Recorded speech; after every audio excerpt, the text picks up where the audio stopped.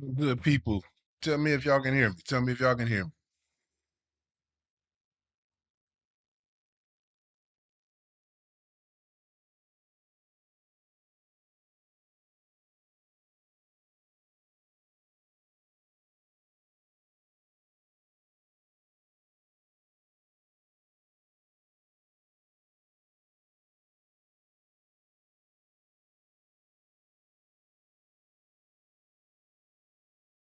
Sandy, how are you? Look, I got all my family in the house. Hattie, Amy, is that am I saying that right? Amy K, Jenny, Barbara. I know you, Kathy.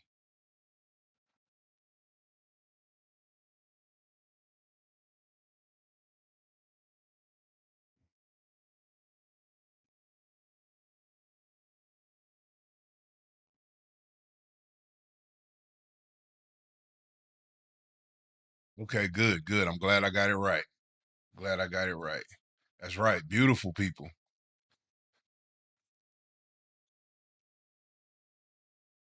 Y'all gotta y'all gotta give me a little bit of grace. Honestly, ever since I've reset up and got, some stuff going and started putting my new place together, this the first time I've gone live on here. Usually I do my recordings and stuff like that. So this is the first time I've gone live. So if I have some glitches or if I'm learning this thing, give me some grace, y'all, which I know y'all will. Y'all always giving me love.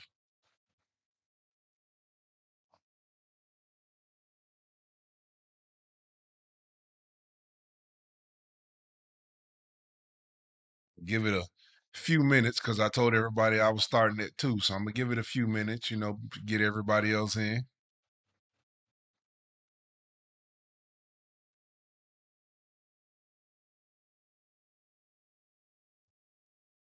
while I finish setting up my room here.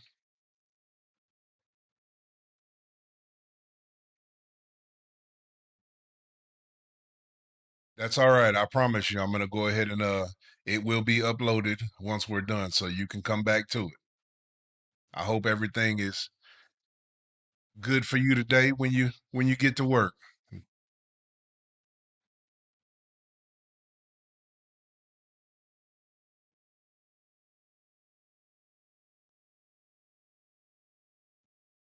I appreciate you, my friend. Thank you for that.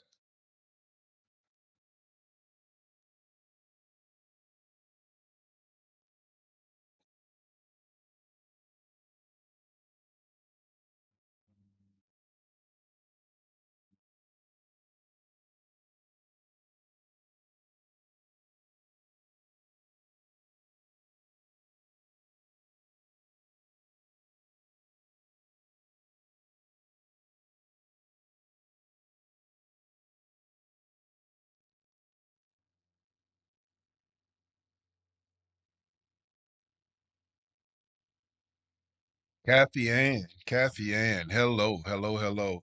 Guys, the I gotta say thank you, Kathy Ann. Blessed me with some graphics, and as one of the beautiful images that you guys got the opportunity to see when I made my post about this live was you know uh sent by the grace of Kathy, so I can publicly say thank you, and you guys show her some love. She's awesome.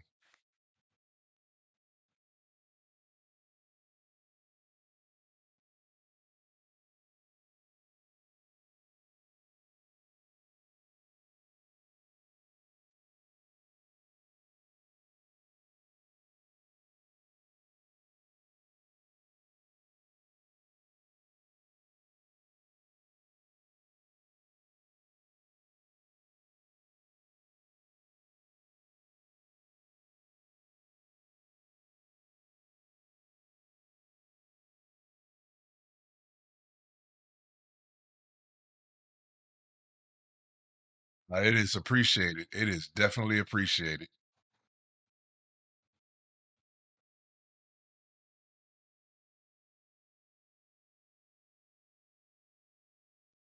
Okay, y'all. I got 1 minute. Give me 1 second. Let me go close this door because if not, my children are gonna be busting in the door while we're out here, and then and then I can get started.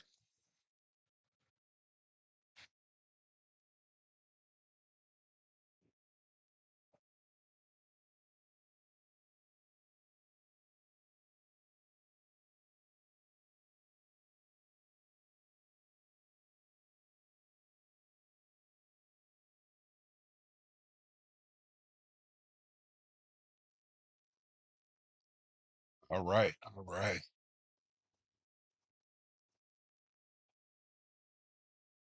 Making this screen a little bit better for me.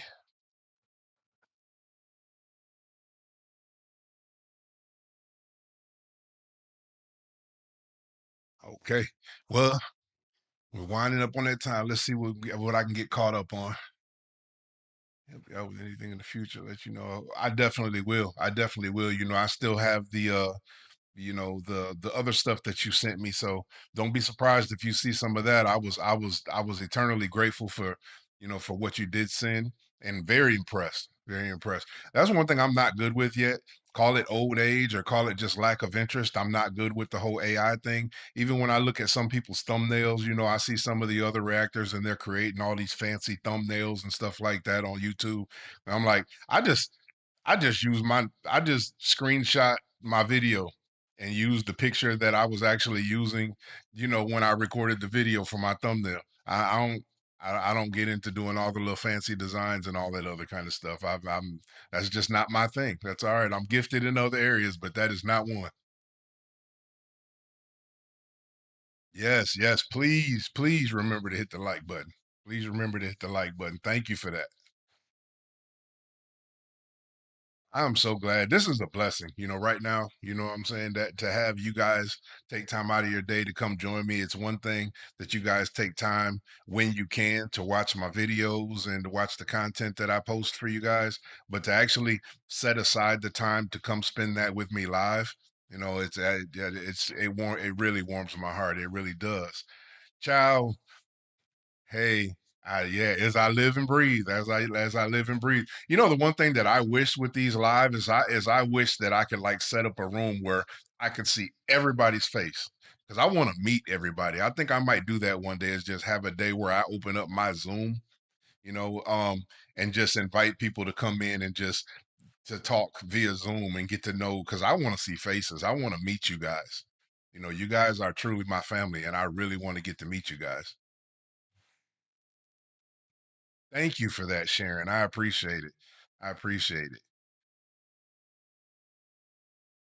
It's funny hearing you guys talk like that. And it's like, when I started this, and trust me, I need y'all to know that while we're doing this album reaction, this is an opportunity for me to get to know y'all via the chat and for y'all to ask me questions and for y'all get to know me more on a personal level and things like that. So I really want to embrace this moment with y'all for those of y'all that have time to be here with me.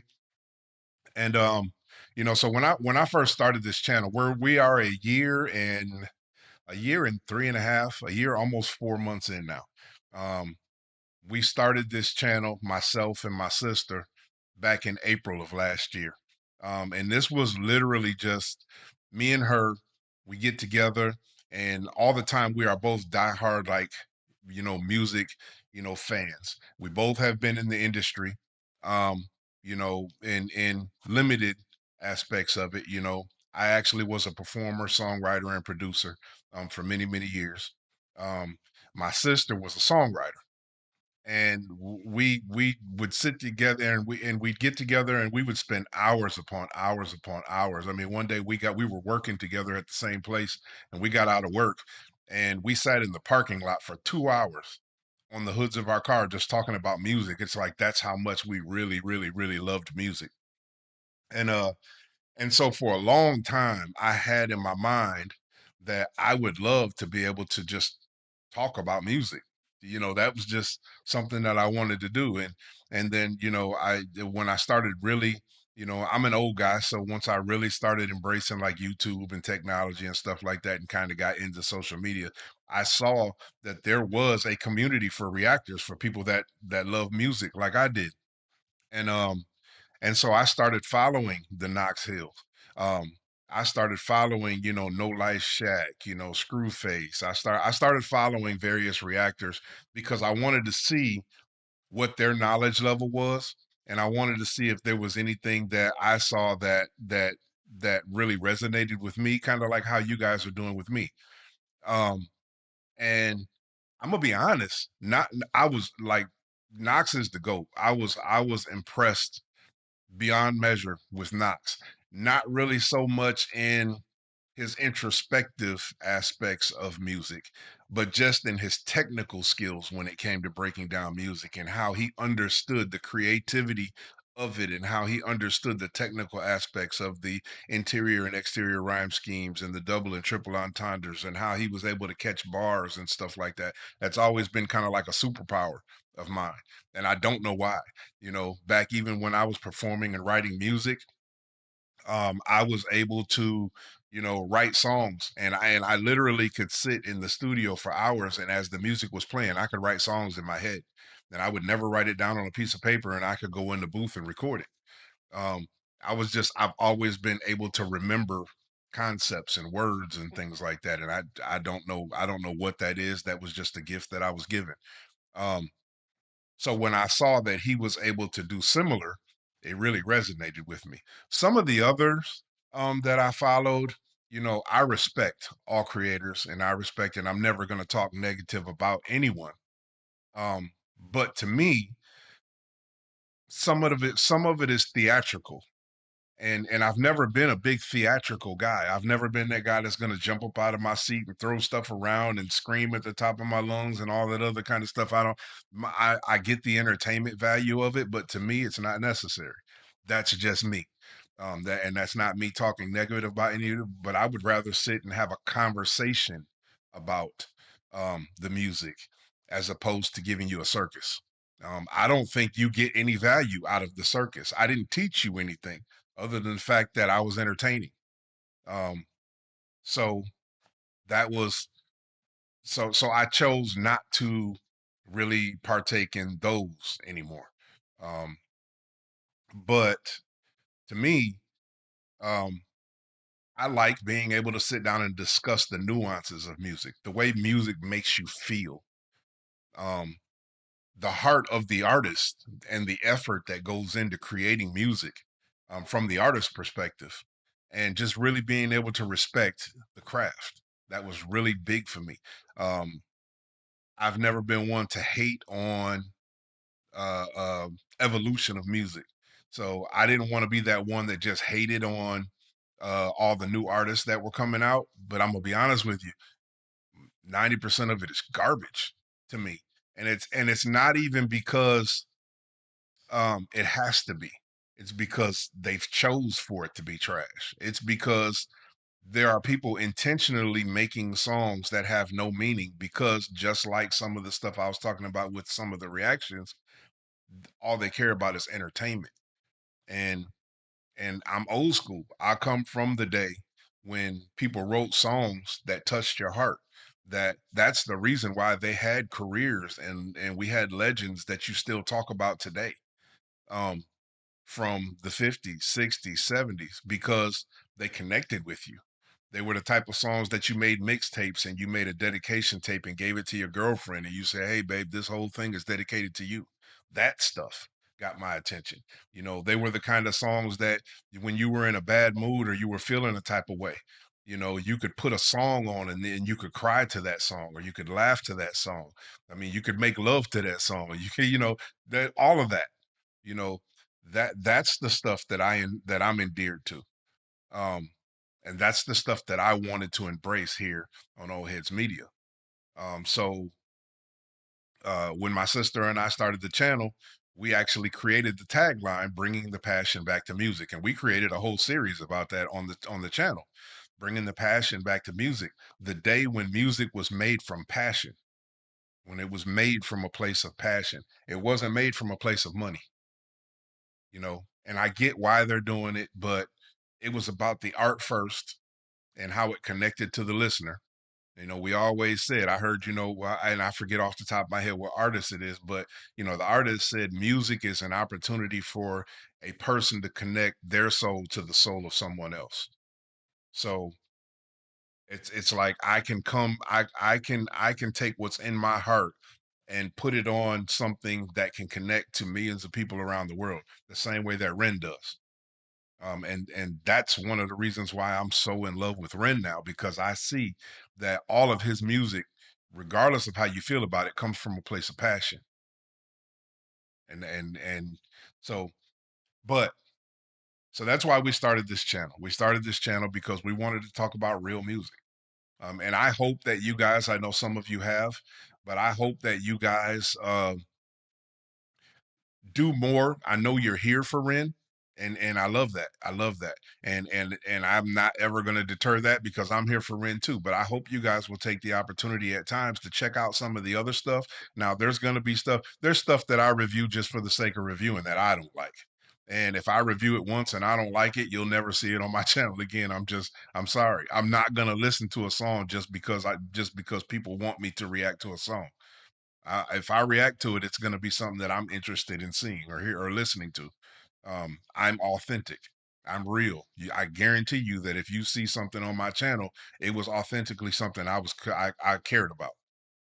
Um, so yeah, when we started doing it, we said we're going to create a channel. We're going to do our best to bring passion back to music, to introduce people to a day when music was about the heart, where music was about connection. It was okay to feel. And that's what we set out to do.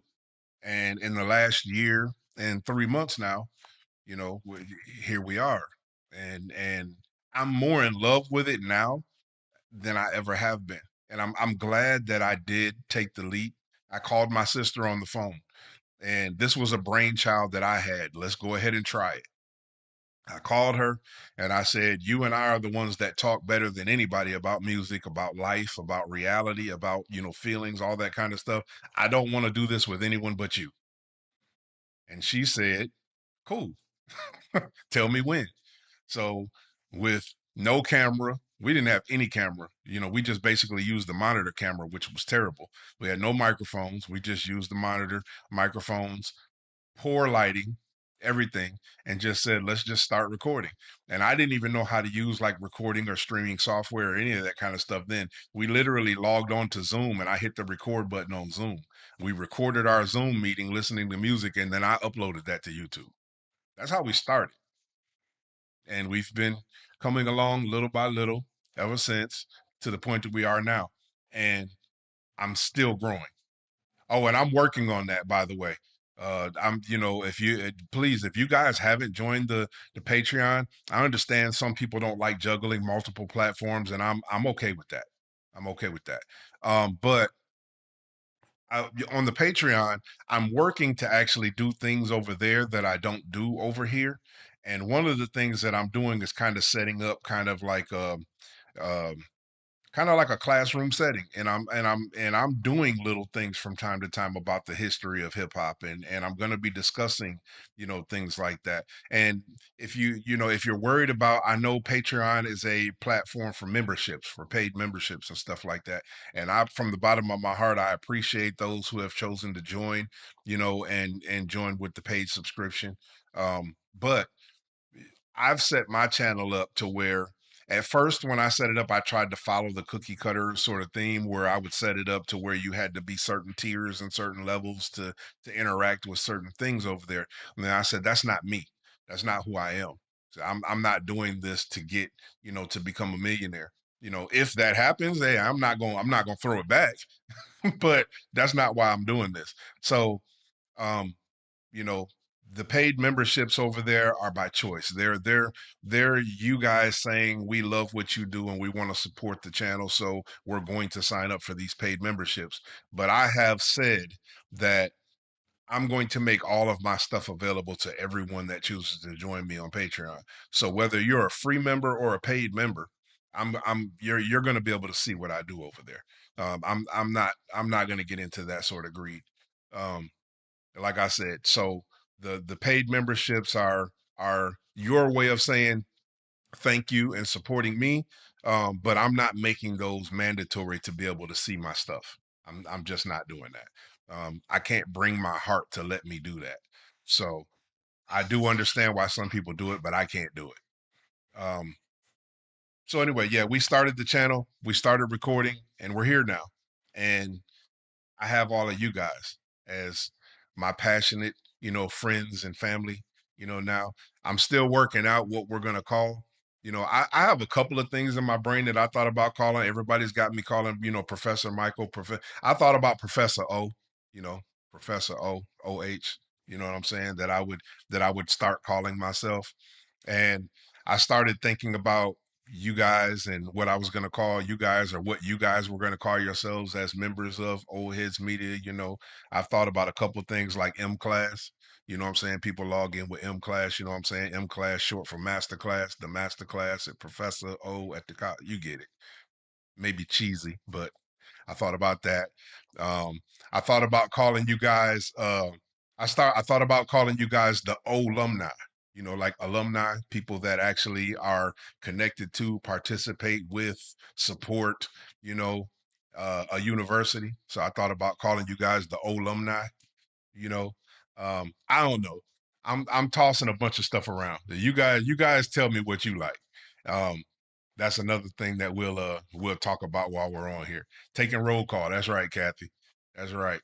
So, um, last thing I'm gonna talk about before we get started, and then I'm gonna be reading the chat. So if you guys want to ask me questions, if we want to interact, I want this to be an opportunity, to talk back and forth with you guys. I want to interact with you guys. So for I'm just gonna give you guys a quick story about what's happening here. Um, so for those of you guys that have chosen to follow me, do we get a degree from this? You know what? We might have to talk about that. We might have to talk about that. Um, I like that one too. I like the alumni. I really did like that one. That's why I was kind of debating around with that one. But it's about whether or not you guys would check in with that. So we'll see. But um, so on Patreon, I shared a brief story with the people that have chosen to follow me over there that I didn't share on YouTube. And this is me giving a little bit of my heart and a little bit of who I am with you.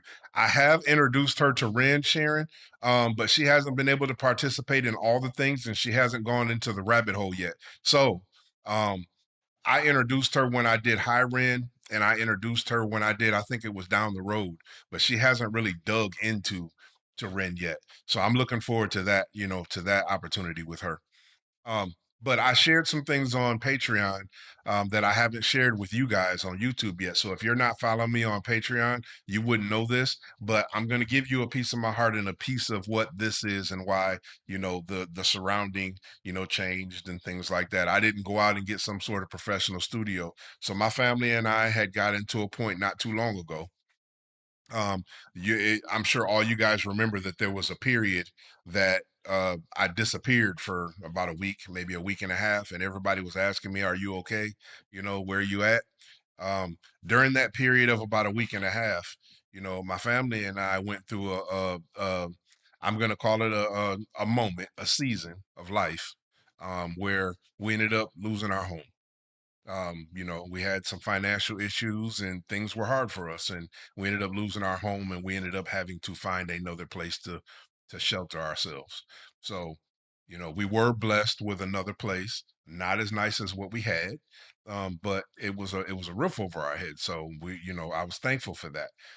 In the new home, there was no place for me to do my podcast or to do this with you guys unless I set things up in my bedroom, or something like that. I was still going to do it, but there was no place that would have been mine. So, but we had an old garage. We had an old garage, and what I did was I said, you know what, that's gonna be my studio. Y'all excuse me. Yes, can I help you? Okay, sorry. Told you yeah, I told you the kids would bother me. But anyway, so I went through and I gutted the garage. And I redid the garage and decided that I was going to put up new walls and I was going to put up and once I get a new camera, I'll be able to move around so you can see how I did the whole thing. But what I basically did was I took a garage and I redid the walls and redid some of the electricity out here and, painted and put up different things and installed lights so that I could give you guys better lighting and all that kind of stuff. And I created a podcast studio for myself to do time with you guys. That's what you're looking at now. It's not complete yet. It's almost done. I'm about to put the floors in. I still have to put the trim around the bases and stuff like that, but everything else is pretty much done now. And I still have to decorate all the way, put all my old pictures and stuff back up. So um, I, I I appreciate y'all for riding with me through the whole thing. There are some things I've had comments. Wait a minute, playing through the background while working. Oh no, that's fine. That's fine. Thank you. Thank you. Um, and thank you, child. Yeah, you're right. I mean, it doesn't matter where, as long as I'm doing it. Bumper sticker that says proud alumni from Professor. You know what? I can actually do that. I can actually do that. Um, we might work on that one. So anyway, I have stuff that I'm trying to do, and I've received some comments about um sometimes the sound and the camera and things like that. And I know you guys can't see what I'm working with, but like I said, we didn't have a lot. My family didn't have much. I'm really pretty much working with knockoff equipment right this second to do what I'm doing. I'm working on trying to, I've already like kind of put into a cart, so to speak, the cameras that I need, or the camera system that I need, a better microphone so that I can give you guys better sound quality. But I'm not gonna not show up because I don't have the best of the best equipment. We're gonna keep doing this. But I'm short. So we're working on trying to get that stuff so that I can. So once I get the money together, I'll be ordering a new camera. I'll be ordering a new microphone and a new interface. Right now, we're gonna work with what we have. So that's where we're at. That's why y'all see this. That's why the scenery has changed. I know y'all kind of got used to seeing the wood grain, you know, giving you kind of the 80s look, which kind of represented, but that's we don't have that no more. And I figured I was gonna go a little bit bolder with the new look. So thank you. Thank you so much. I appreciate that. Hey, that sending hugs right back. Okay, thank you. Thank you. I know I've had a lot of people telling me that sometimes they have issues with the sound and you're too dark or you need better camera. Somebody sent me a message not too long ago that said you know, you're starting to become more of a mainstream reactor now, so it's time for your sound and your camera to match that. So, you know, I try not to take a lot of stuff personally or take it to heart, but when I feel like I'm not giving you the best of myself, those things I take to heart because I really want to give you the best that I have to give, which I am right now, but I am striving for better. So, um, progress, not perfection. That's right. That's right. Thank you so much. Yeah, the artwork against yeah, I know you did. That I did too. I love the way it looked. It gave you that old aesthetic, that old school feeling. I had the street art against the wood paneling. I loved that. So, all right, y'all. So let's go ahead and get started. We can talk in between songs. I'm gonna be reading y'all chats, you know what I'm saying? And if y'all have some questions to ask me, go ahead and ask me, and I'm gonna do my best to let y'all get to know me a little bit while we're here. They have issues they can pay. I heard that they can pay for it. I heard that. Um, so we're gonna go ahead and get into the album. As y'all can see on the screen, I don't have the videos up. We've already reacted to the videos. If you guys don't know anything about me by now, you guys should know that I completely respect the artists. I love Ren, I love Webby, but even outside of Ren and Webby, me having been an artist and also because of my love for the craft, I respect the work and the effort that they put in. So I'm never trying to take away from something that could benefit them. That's why I don't react to Ren's Patreon. That's why I don't do certain things I don't do.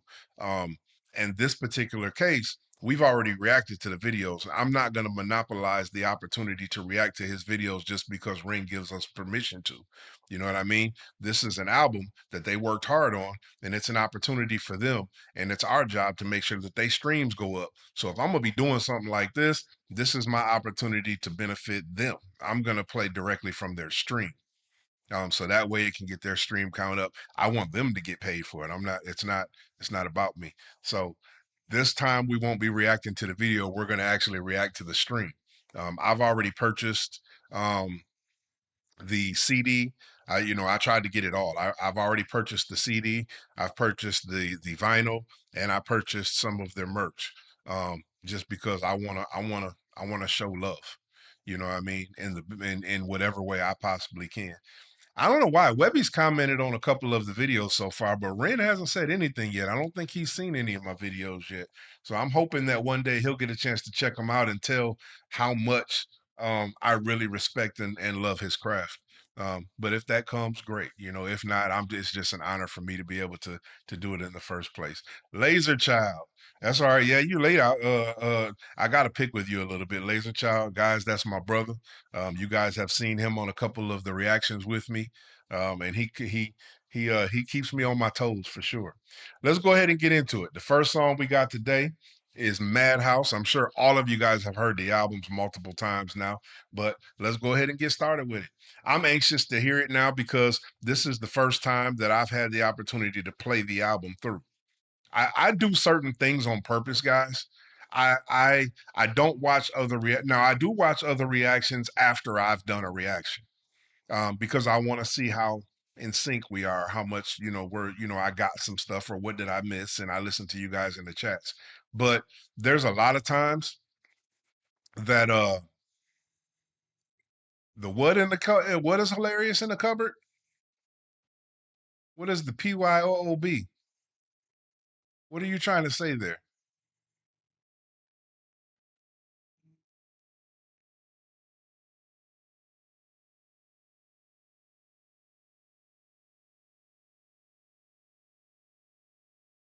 Jacqueline, retype that. What are you trying to say is hilarious in my cupboard? Anyway, so I don't watch other reactions prior to doing a reaction. Um, because I don't want what they say to influence what I say. So I don't want their opinions. I don't want it to get into oh, okay, I got you. I got you. So I don't want it to be a point to where I'm listening to the reaction and I already have ideas of what I'm getting ready to react to, or for them to tell me what they think a thing means, because it might not mean that. It might not be real. So anyway, I try my best to stay away from other reactors prior to reacting. I don't watch the videos or listen to the songs prior to me reacting to it. If I know I'm going to react to something, I stay away from stuff. You know what I'm saying? I do that on purpose because when I come to you guys, I really want it to be authentically from, like, I want you guys to be able to get my immediate reaction. I don't want to get on here and act for you guys. You know what I mean? That's not me. That's not who I am. I do my best not to pull up the lyrics. There have been a couple of times during the song where I can see the captions or it's a lyric video or something like that. But I try my best to stay away from the lyrics. This challenges me. This is more for me than it is for y'all. Because when I'm listening to it, I want to see if I can catch it. I mean, that's part of my craft. So, just like I respect their craft, I want to respect mine too. So to me, by reading the lyrics, I feel like I'm cheating myself. So I know you guys sometimes are like, yeah, that's not what he said. Why don't you just pull up the lyrics? But I can't do that to me. That takes the fun away from me. So yes, you're right. I tried to do that in the last video. Make sure that we, recognize JP. I did that in the last video. Was it the last one or the one before the last one? I can't remember now, but I definitely made sure that I pointed out that JP, man, we don't get asylum without JP. The artistry that was put together on that, yeah, we have Ren and Ren's creativity, but JP, essential, essential. So yeah, we definitely got to make sure that we show him his love. All right, Let's go ahead, get started. Madhouse. First song. Y'all let me know if these volumes are too high or too low so I can make sure that I turn them down for you guys. Let's get it.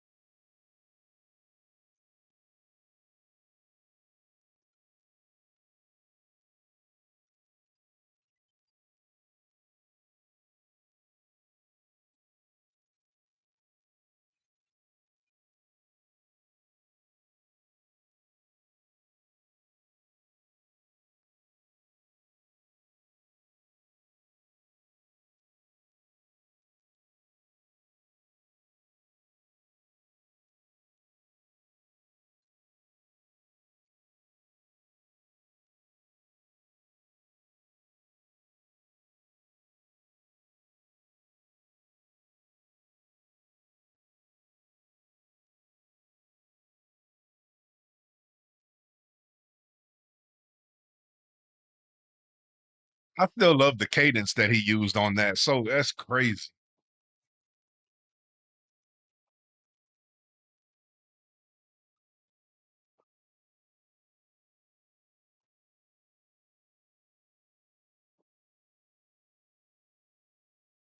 That cadence that he used was ridiculous. And I think that this was the perfect song to start the album out with. Madhouse. First of all, just the aesthetic of the word madhouse and the meaning of the word madhouse to start it out, just to let you know what you was getting yourself into, and then to start the album out with that, yeah, that's the perfect song to start this album out with.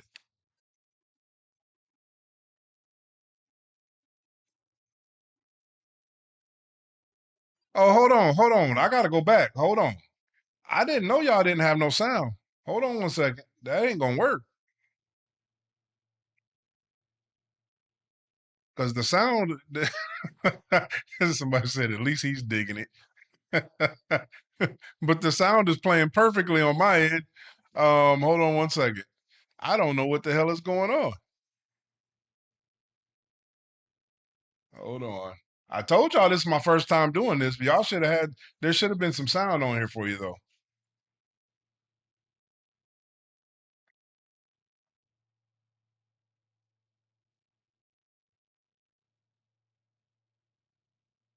So y'all can hear me, but not the music.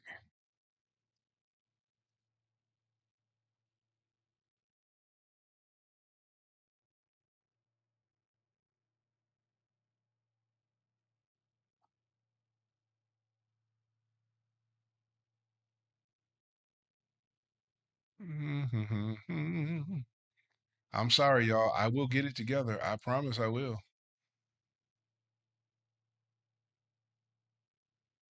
And see the reason why I can't understand it is because I'm looking at my levels, and as the music is playing, my levels are blasting. So I don't understand for the life of me why it's not giving you any sound.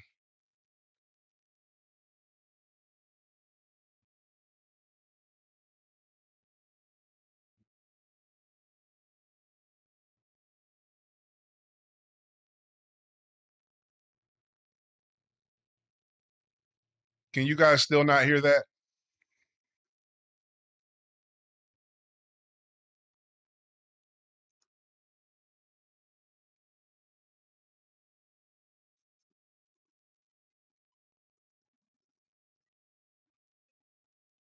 Can you hear the music?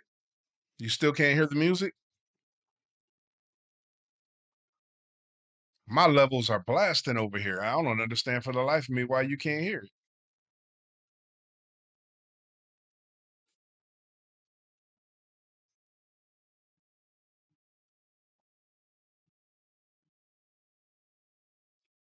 Uh, that is making me mad.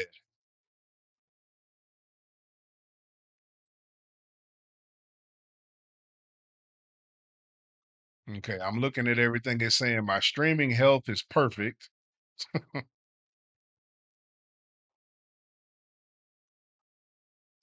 Let me try one more thing here. Sorry about that, guys.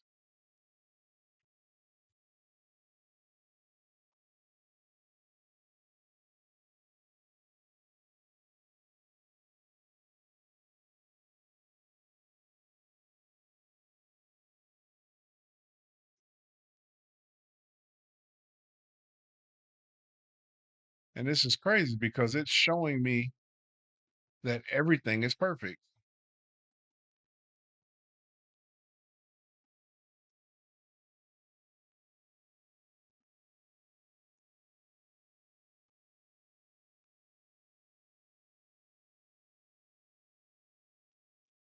Okay, I am really getting angry here about this because I want to be able to see what I said. This is bothering me about not being able to give y'all perfection. It must be possums. No, I am not going to sing it.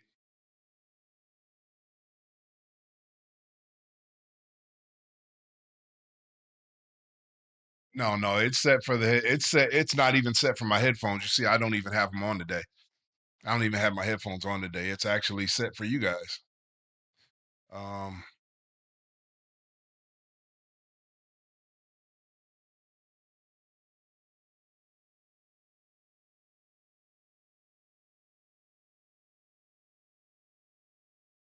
eh,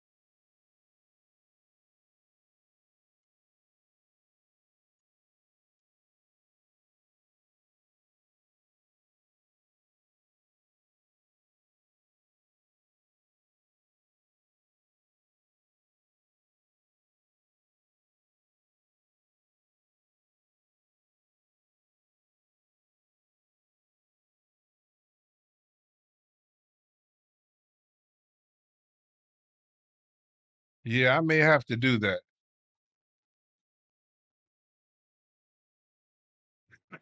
He usually just curses about it.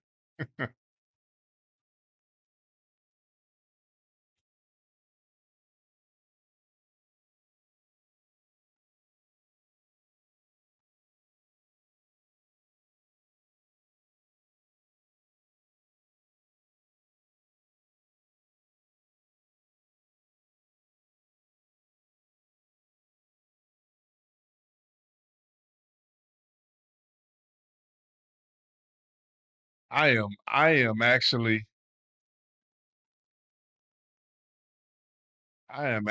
very disappointed in the fact that why is it not allowing this to play?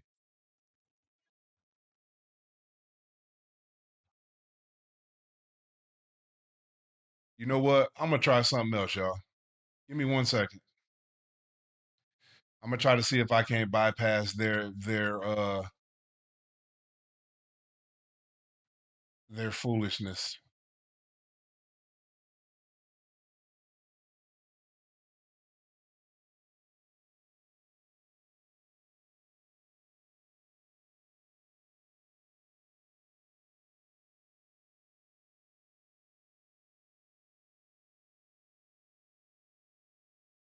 See if I can't beat the system a little bit.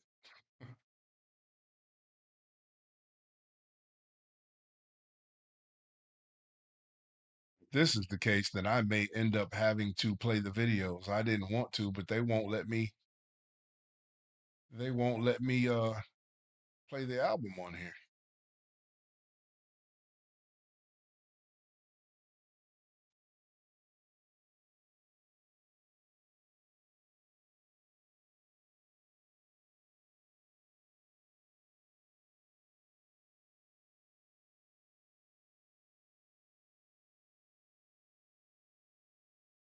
Okay, let me see if you guys can see this.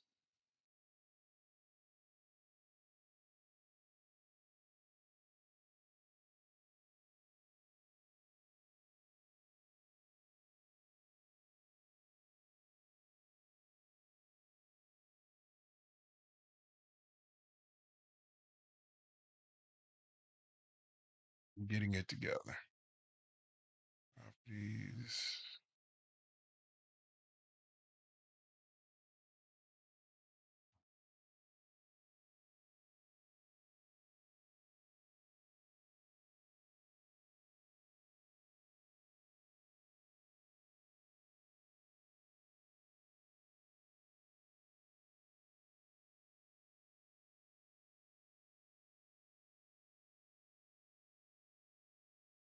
Okay. Tell me if you guys can hear this.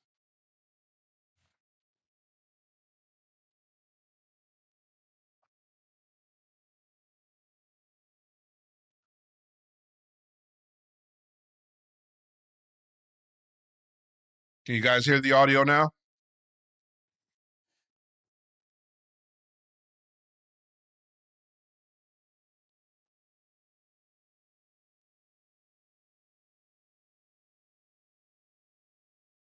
Still no sound? What the hell are we doing here?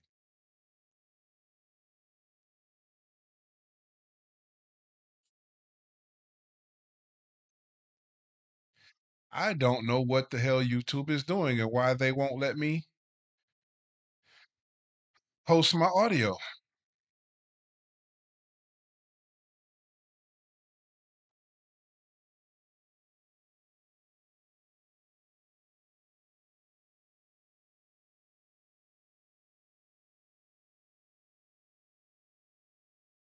Let me get into my session here and find out.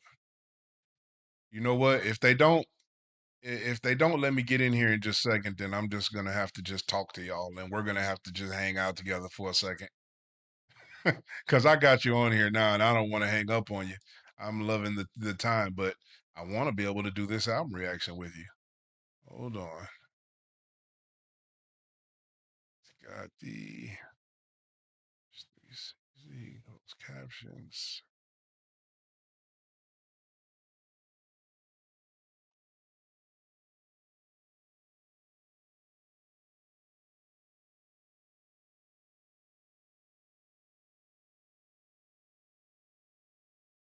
Okay, those are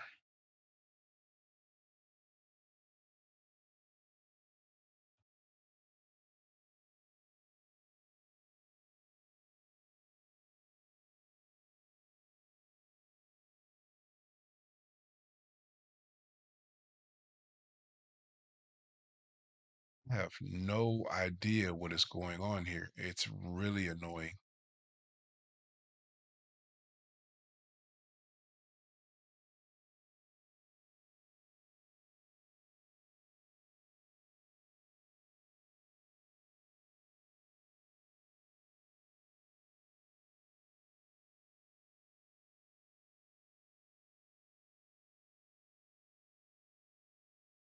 Everything is up. Let's try this. Wait 1 second.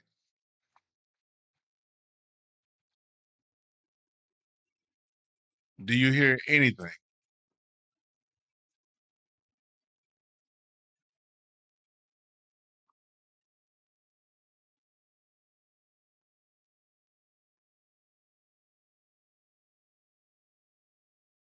Still can't hear it, guys?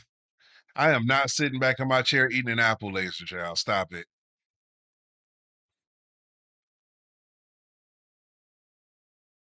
This is annoying. You see what it's doing right here? You see it's muting me.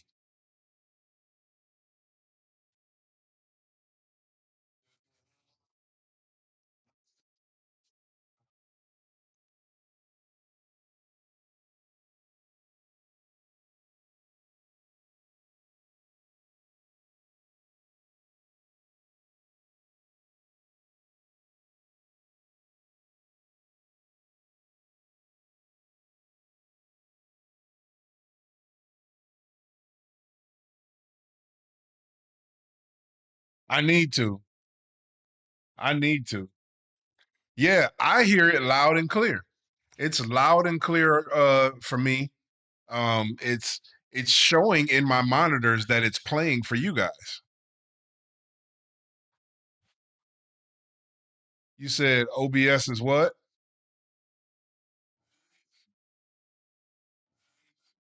Yeah. Me and tech support haven't really done anything.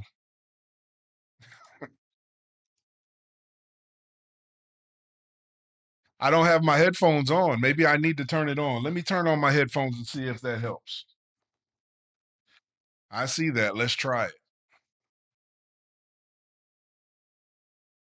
I didn't want to because it's hot in here right now. But if this is going to help, let's check it out.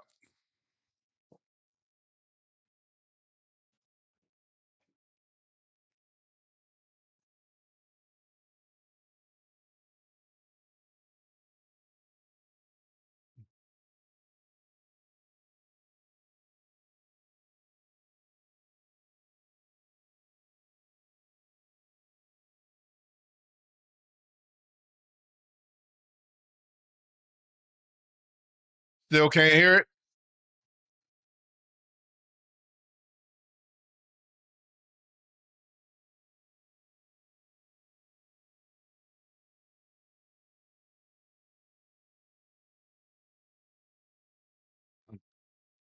Hey, it was worth a shot. I don't know.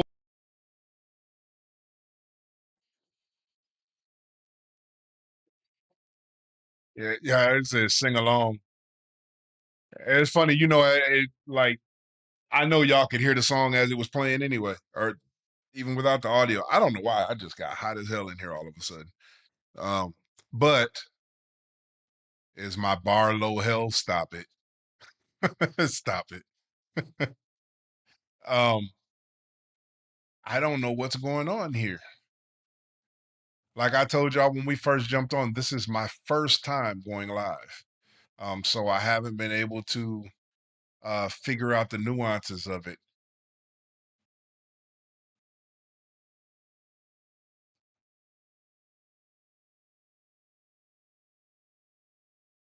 Yeah, so I'm gonna tell you, so Jarvis, David, I'm gonna tell you. So I was using StreamYard for a minute when I first started. Um, the problem with StreamYard was that it cost me so much um to run. They were charging me like $40 every 2 weeks. So it was like, and I know that doesn't seem like a lot, but it was like, basically close to $100 a month. And if you were here at the beginning, you'll see where I discussed like we were having some issues financially in my household. And because of that, um, I had to try to find ways to go around that. You know what I mean? So I ended up cutting off StreamYard. And plus, sometimes when I would use StreamYard, for some reason, their system would glitch a lot. So there was a lot of times where the cameras would freeze and stuff like that on me. And OBS has been working perfectly for me up until now, up until just, literally just now trying to go live. So now I need to sit down, and maybe what I'll do is when we jump off of here today, maybe I'll sit down and I'll do another tutorial. I thought I had already did one. Sandy, thank you so much. 1111 Sandy Webby did it. Thank you so much. I appreciate that. You know what I mean? Like, you guys, when you bless me like that, you have no idea what that does for me. That helps me out a lot, and it helps me advance towards some of the other stuff that I'm trying to do. I've never actually used Twitch. I don't even have a Twitch account yet. Um, I just have never, I like I said, I'm an old guy. I figured out how to use YouTube, I figured out how to use Zoom, and I figured out how to use StreamYard. And I've basically been sticking to them things because I didn't want to, try to overwhelm my old technology brain. But I may have to check into a different platform and be able to do it there. I have no idea what's going on. I did watch a YouTube video before I did the stream, and for some reason it it basically walked me through how to connect everything, which I was able to do.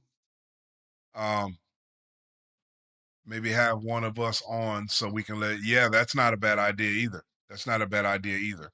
um so I may have to go back through and watch a couple more videos to make sure that that everything is going through right on my end. But if you can see my video and you can see my screen and you can hear my voice and I can hear the audio, and I'm watching the meters and they're running as far as the music and stuff playing. So it's confusing to me that it's not letting that audio come through to you guys. I don't know. Is that a thing that YouTube does? Is that a thing that YouTube does when it comes to try cooking on the sound icon of your pass bar to open the mixer? Yeah, I've done that too. I've done that too. It said cooking. I know you meant clicking. Um,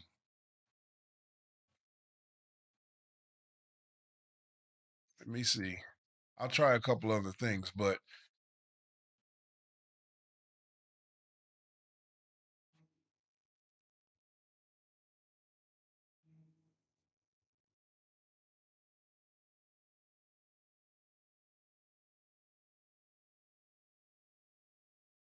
monitoring setting is turned off.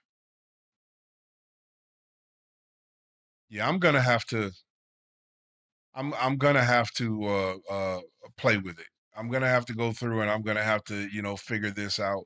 Um, like you said, maybe a couple of y'all can jump on. Laser Child can, I know I'll be talking to him in a little while. I talk to him all the time, so maybe me and him can sit down and figure this thing out.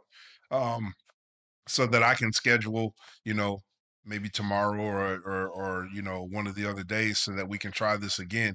I feel you like literally this broke me. I feel so terrible, you guys, that this happened. At the opportunity that I uh I wanted to come on to YouTube and kind of play around with it before the stream actually took place. But for some reason, um change it to monitoring and output. Are you talking about in OBS? I've already done that.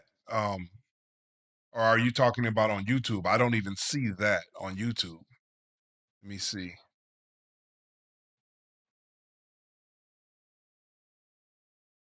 Yeah, I've already done that in the sound on on OBS where I have the monitoring and output.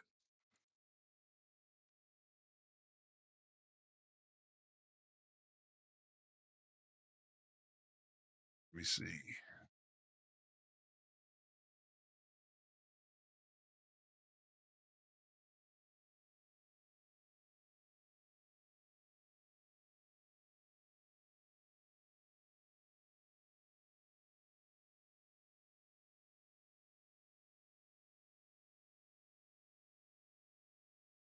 I guess so. I guess so. I'm gonna have to lose my professor, credentials.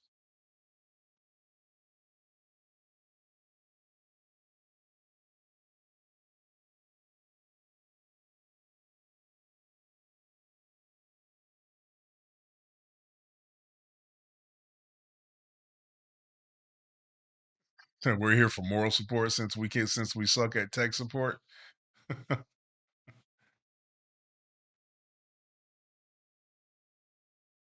Oh yeah, yeah, I got you. I got you. Mama Montoya. Yeah, yeah, I've went through and I've tried playing with all that and I did, child so I did try with the headphones. It still didn't work. Um,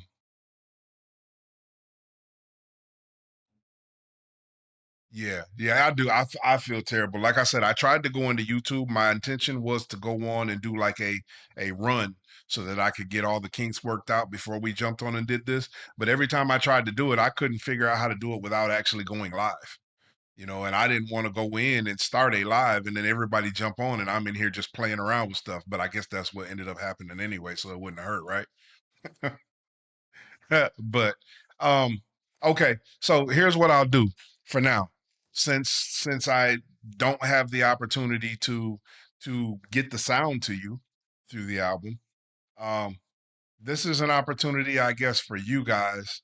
I want to embrace you guys and let you guys, maybe know a little bit more about me or whatever the case may be. So I guess this is an opportunity I'll leave open for you guys to Streamlabs. I haven't tried Streamlabs. I have OBS. That's what I'm using. Um, this is an opportunity for you guys to maybe ask me some questions. Um, if you guys have anything that you would like to get me to answer or anything like that. Um, yeah, I don't want to keep you on here if we're not going to talk about anything. And I really want to get to know you guys, and I want you to know me too. So the brothers, sisters, aunties, uncles, play cousins. That means everything to me because I always said that I wanted to get on here and I wanted to build a family. You know, so this is really this is really family to me. You guys have shown me more love and support. I said this in one of the videos than many of the people that I'm around all the time. Like you guys show nothing but love. When are you doing the behind the scenes of Starry Night? So I will do that. But I got to be transparent with you. Um, some of the behind the scenes footages, I'm doing those on Patreon. So I won't be posting those over here on YouTube when I do some of the behind the scenes, with the exception of you guys had told me that there's round one and round two or whatever following Starry Night. Is that what you're talking about when you said the behind the scenes? I will do those on YouTube. But like I did, the Richard thing, all those, I actually did some of that stuff over on Patreon. Just because I want to give everybody an opportunity to I want both platforms to have value, and I want YouTube to be about the music. um so all the little interactive stuff I'm going to do over there. So join the Patreon. Like I said, it's fine if you don't, if you don't want to spend any money. I don't want you to have to spend money you don't want to spend. So feel free to go over there and just join as a free member, so that way you can see the behind the scenes stuff and some of the personal things that I'm doing over there on YouTube as we continue to build that up. I'm not going to limit anybody or any of the stuff that I do over there to only paid members. I see the paid memberships over there as more of you guys showing me love. I don't see that as a requirement to be able to see what's on my page. I don't think that way. I don't operate that way, and it's never going to be like that for me. So stream it on your phone so we can hear it that way. So what you want me to do, lazy child? You want me to just go ahead and just hold my phone up to the microphone for you?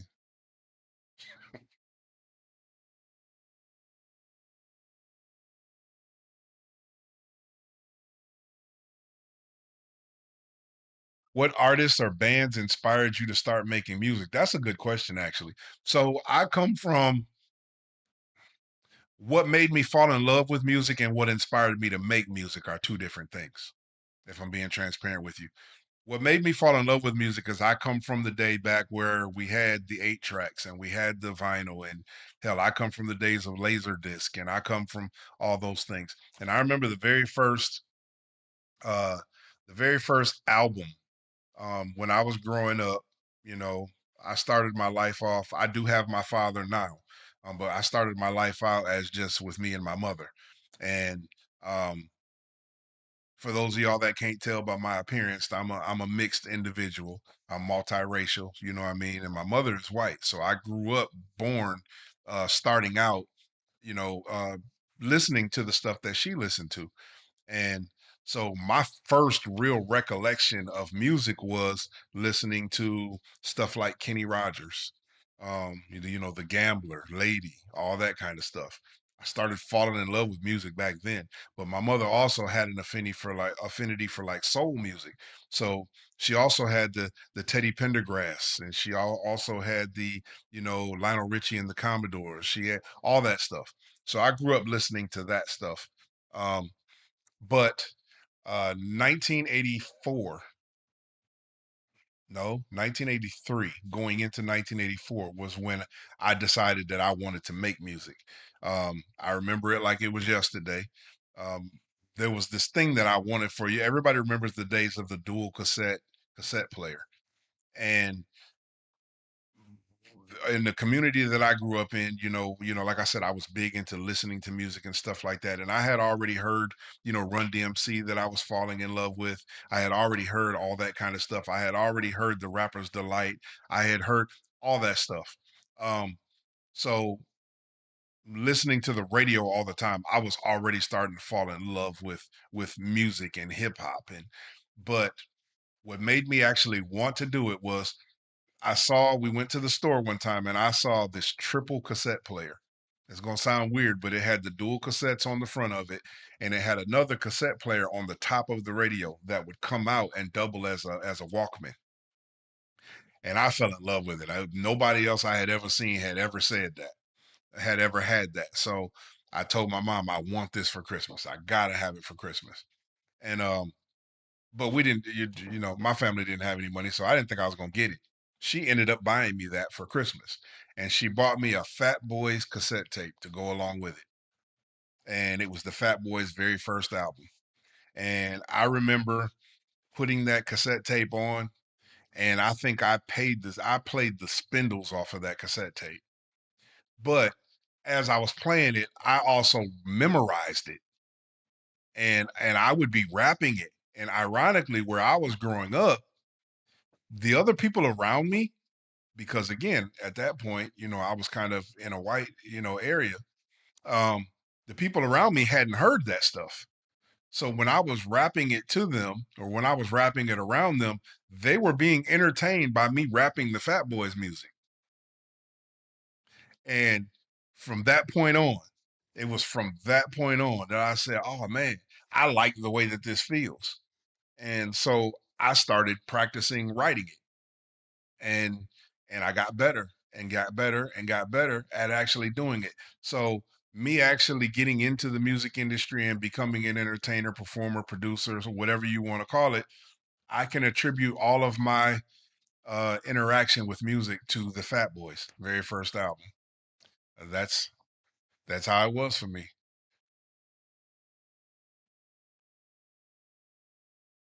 Yeah, it's probably worth a fortune right now. Unfortunately, I don't have it anymore. Yeah, he said Doom Box. Yeah, it was a triple cassette player. Yeah, it had the dual cassettes on the front, and it had a cassette player that was on the top of it that it slid in and out of this dock, and it doubled as a Walkman. But it was crazy.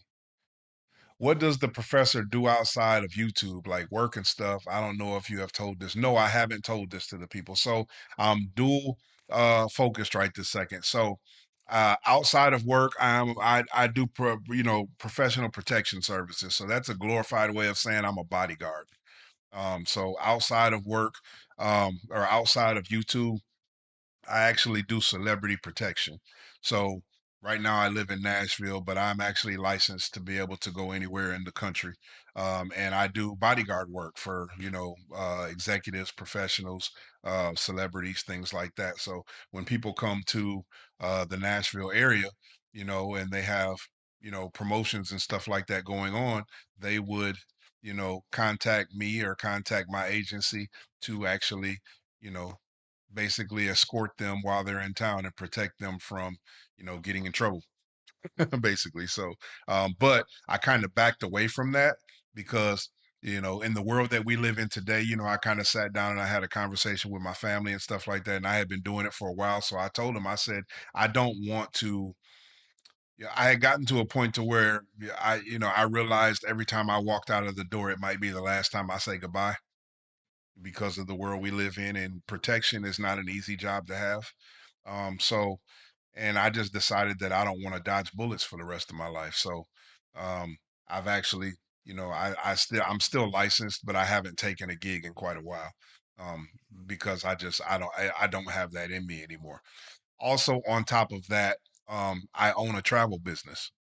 So as far as what I do for money outside of YouTube right this second is, you know, um, I make money. I'm licensed to be able to, you know, build travel for other people, but I'm also licensed by the corporation that I'm parented by. I'm licensed by them um, to be able to help other people start travel businesses. So that's what I do for a living outside of YouTube. Um, Thank you so much. Is it okay? Is it Matt? I don't want to screw that up, but thank you so much, Matt. Thank you from Sweden, my man. You know what? I see you a lot in my comments and stuff like that, and I really appreciate you. That blows me away. There's never a day in my life that I thought that people would care but enough about what I do to do something like that. So thank you so much. Really, I appreciate that, and that's gonna go towards some of this other stuff. Maybe it'll go towards getting a system where the audio actually works. You are a child. You're a travel advisor.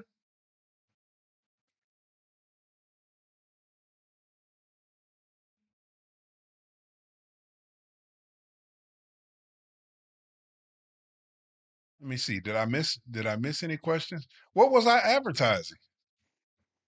I see Gigi said advertising again. What was I advertising?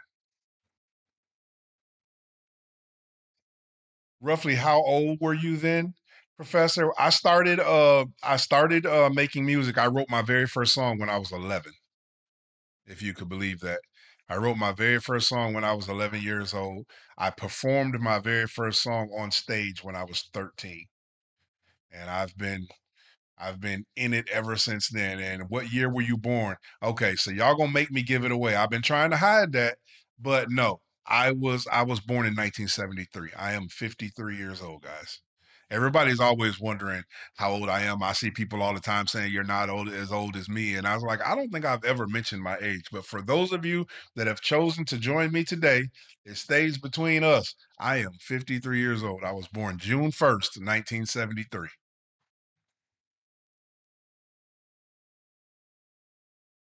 Over the road truck driver. I've done that. I actually spent 14 years over the road. I did that right before I got into private protection. Um, I drove over the road. I was actually a driver trainer before the end of my stint for Werner Enterprises. I actually trained the drivers. 14 years. Respect. 1972. Love.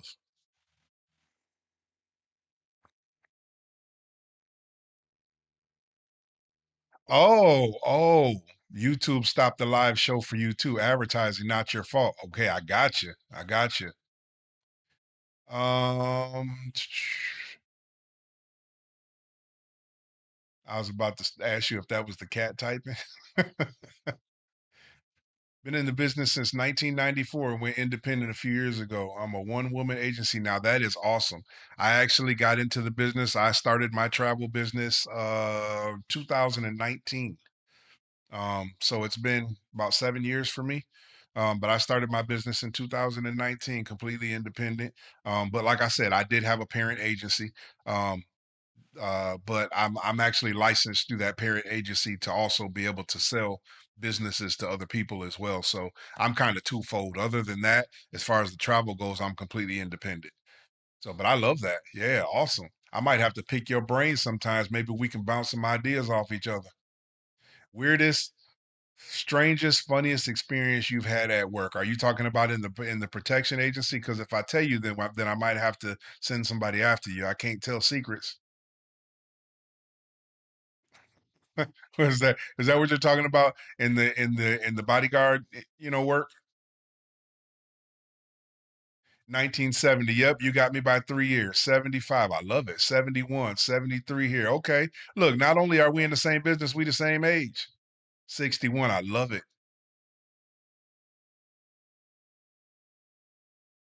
Yeah, absolutely.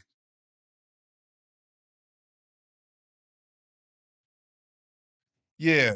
You're gonna have to send me an email, child. I would love for me and you to get together and talk about that.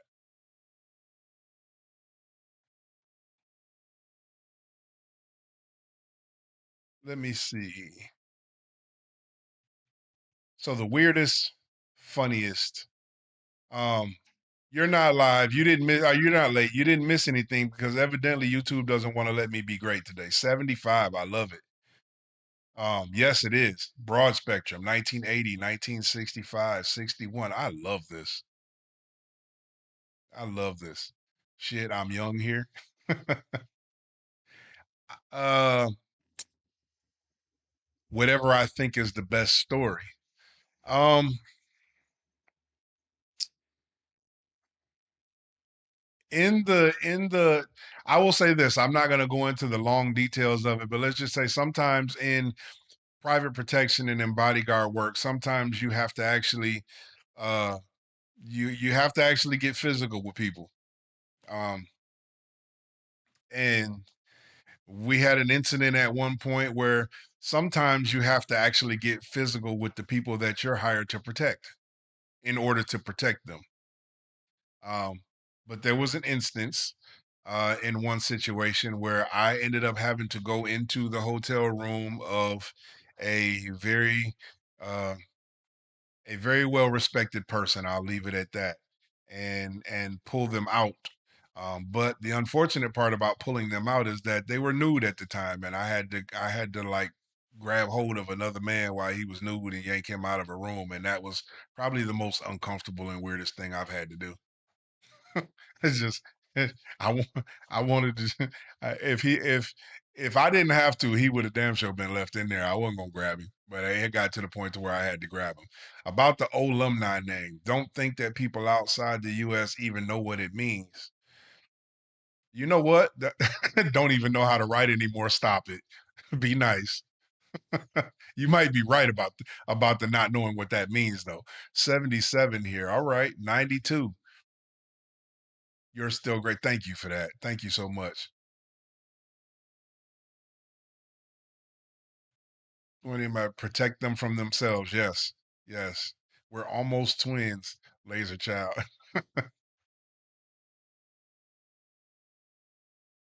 Bouncer in a club. Yeah, I can imagine. I've seen instances like that too.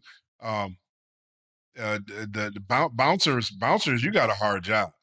Because in private protection, we got to protect people. And yes, there are moments where people come in with some real extreme ideas and they have bad intentions. And a lot of times, bad intentions met with bad intentions ended up turning out bad, as we seen from the tales.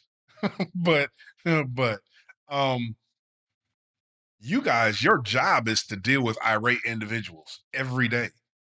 I don't know that I would want your problems. Most of my claim to fame in all the years of me doing private protection is I've only had to open fire on two or three individuals in my entire career in doing private protection. But that's because I got really good. I mastered the art of de-escalation because I always thought, and this works in more than just music. I always thought that my heart and my ability to empathize with people a lot of times it gave me a superpower when it came to de-escalating situations in private protection because I could deal with people that are coming into a situation completely irate, and somehow to I was able to negotiate or reach a person on a level that stopped whatever they prevented to do. You know what? You guys asked me, or you asked me one of my strangest stories. I can tell you a story that was one of the greatest blessings to me. That actually was a reward for the work that I did.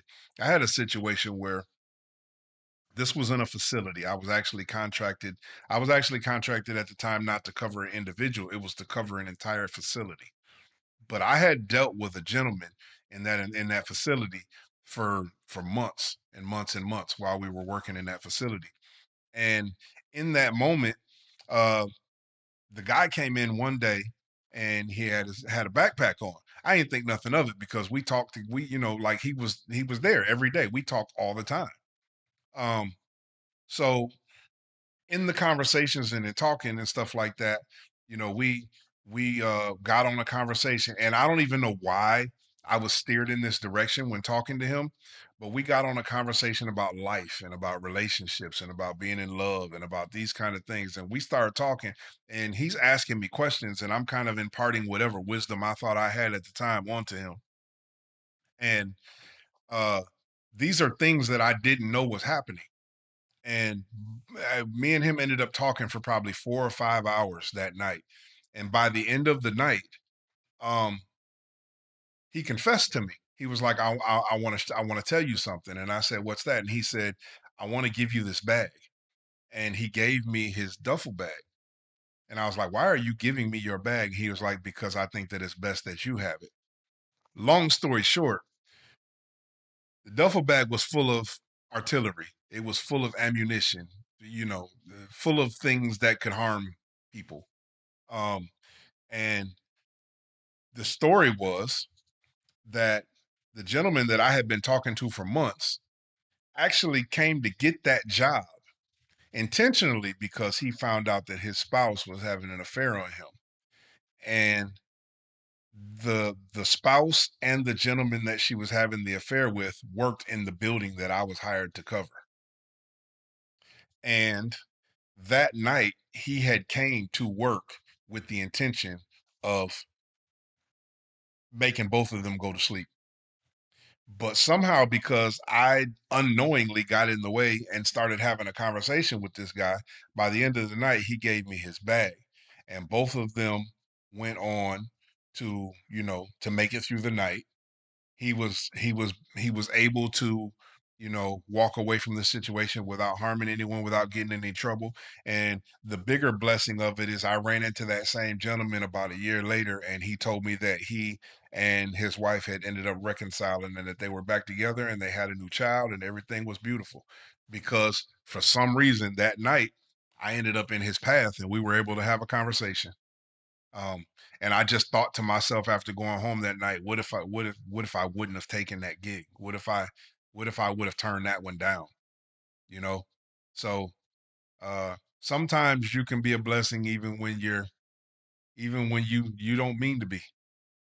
So and I appreciate and I'm thankful for opportunity. Opportunities like that are what make me who I am, to realize that all of us are connected some kind of way. We may not know why, how, when, what, we're like, but we're all somehow, everything that we do is affecting someone else. And we don't know that that moment not only changed someone's life, but brought two people back together because of some of the wisdom that I was talking to him about that night, about forgiveness and about, the love and about, you know, all that kind of stuff that we discussed that night. He was able to, you know, make the decision, I'm not going to do this, and then make the decision to go back and say I want to fight for my marriage, and then make the decision to forgive his wife and move on. And all of those things happen because of that one conversation. So it's that butterfly effect that we don't think is real, but it is. I missed a bunch of questions telling that story.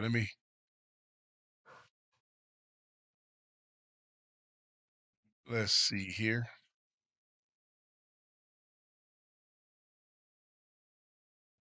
Yes, they do. Ren and Webby, but that's what art does. That's what art does. Art doesn't have an age on it when it's real. When it's real art, it doesn't have an age on it. They have their own security for celebrities. Most of them do. Most of them, because of licensing and insurance reasons or whatever, they have people that they hire to be, bouncers, and then they have people that they hire to because I'm sure, as a bouncer, you know, didn't have the license to do some of the stuff that the private security did. We have alumni in Europe too. Okay, good. So you do know. Look, so you do know what it is. What was the last book you bought? I actually bought. That's a good question because I got it. You don't see all of them back here right now because I'm just not putting things together. But I'm a reader. I'm a sponge. I said this in one of my episodes, so I read all the time. So I just bought.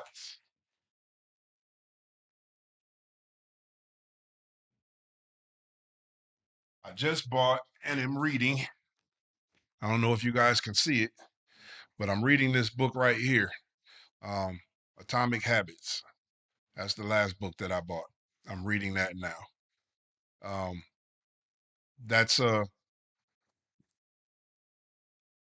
but I read constantly. I've got a whole library full of things that I read. Um, so yeah, yeah, you'll see it as I continue to build this thing up. I probably have, hundreds of books.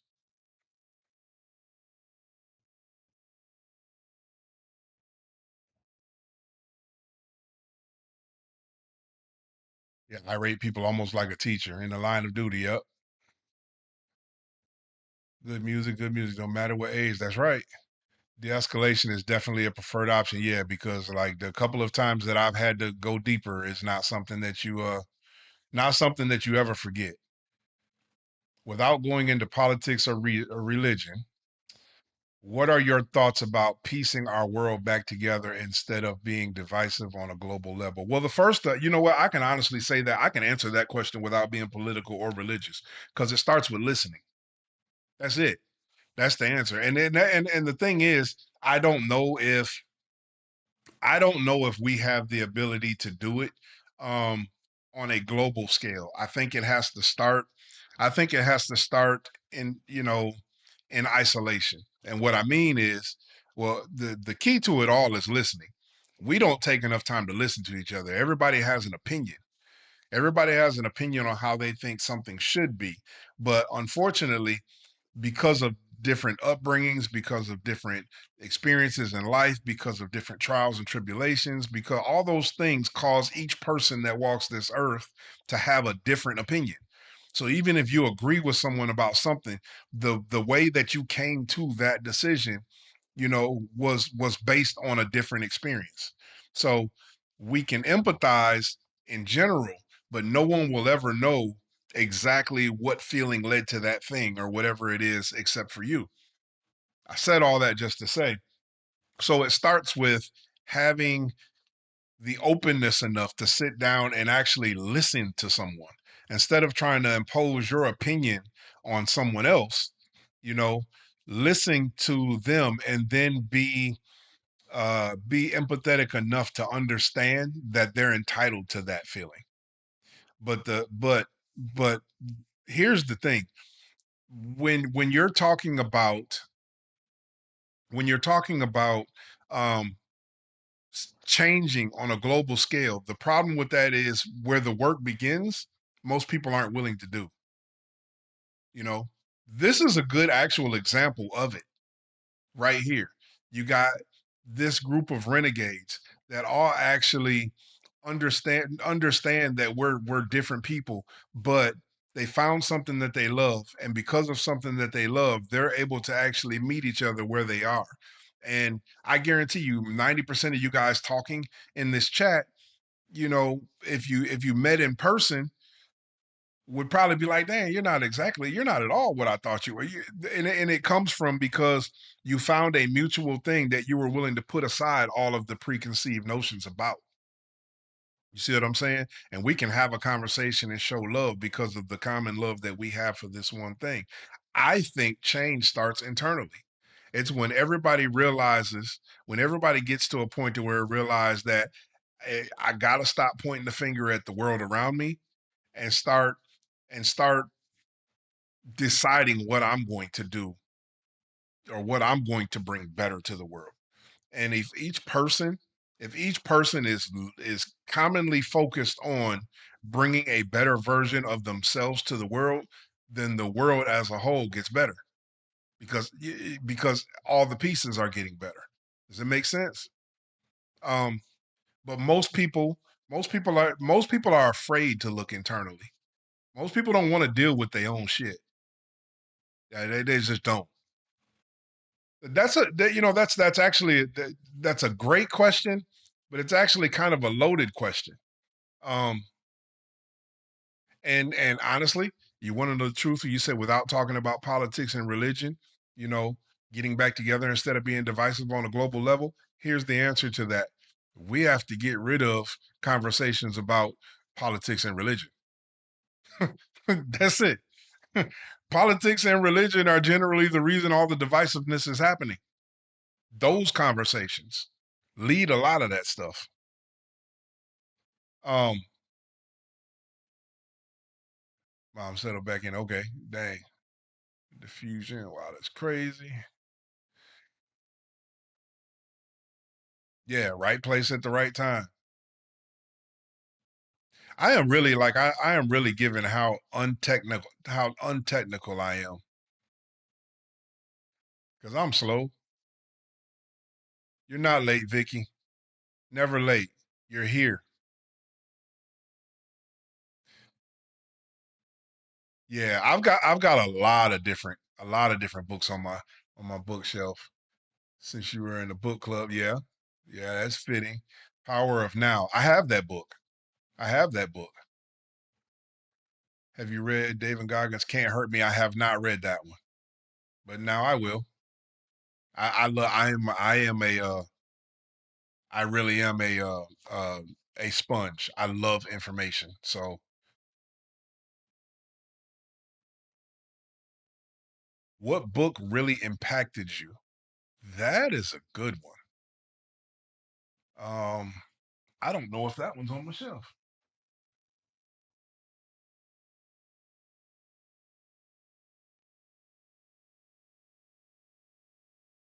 I know one. Yeah, that one's not on my shelf, but I do know one that really, really impacted me recently. Um, And I don't know if many of you guys even know. Well, he's large enough, but really impacted me recently and kind of set me on a new trajectory. Um, Even when I made the decision to stop taking, private security assignments and things like that. Uh, the book that I was reading at the time that really impacted me is a book by Eric Thomas called "You Owe You." You owe you. Let me see. Got that.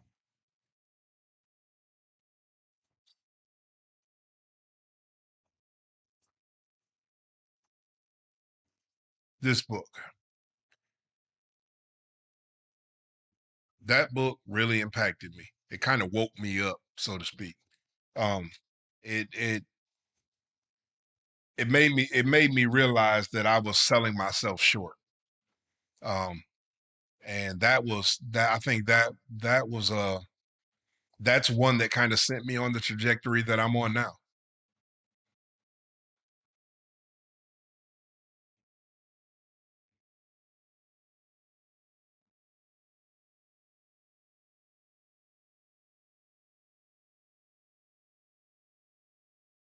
Let's see. Thank you so much. I love doing the reactions. A lot of people keep calling. Yes, as ads keep popping up for me as well. Yeah, it's yeah, we gotta I'm gonna go through and I like reading. I don't read a lot of Stephen King. I don't know why. I've never been really good into reading those kind of, novels. I'm more of an information guy, so I don't really get into novels. But with that said, I uh I do like to I like some novels, but Stephen King, I love Stephen King movies though. I don't know if you guys can tell, everybody that's been on here knows I'm a movie buff. Like I can add a movie concept to everything. So I love movies. So Stephen King is my guy. I just can't sit down and read it. I can't. I'm not a novel guy. I don't know why.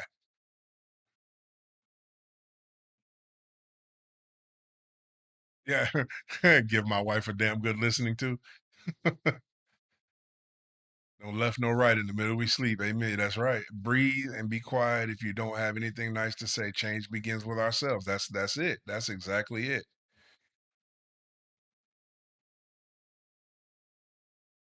Changing the system starts with us. Exactly. No, glittering trash. I did not see your question. Let me go back. What did I miss? What did I miss? Oh yeah, what's the one book? I did. I saw it. I saw it. I just got caught up in my own. Oh, thank you. Miss Me Kate, thank you. $2 towards your next book. Yeah. Yeah. I'm one of those ones too. I'll tell you how much I like reading. Like we have lots of little thrift stores and stuff like that. And sometimes I'll go and I'll just spend time going through the thrift store because they'll have a section where people donated books and stuff like that. And I will literally spend forever just going through those books trying to find one book that I haven't read yet or one book that really gets catches my attention. Like I really love information. Does that make me anal? Is that somewhat anal?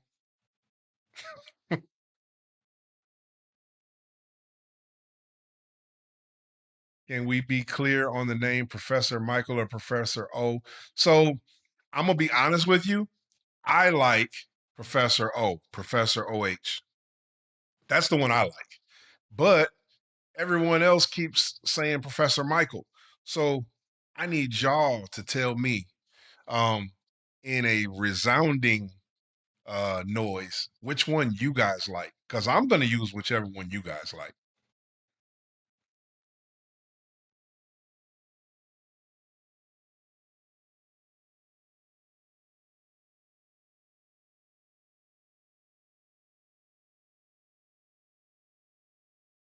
Let's see.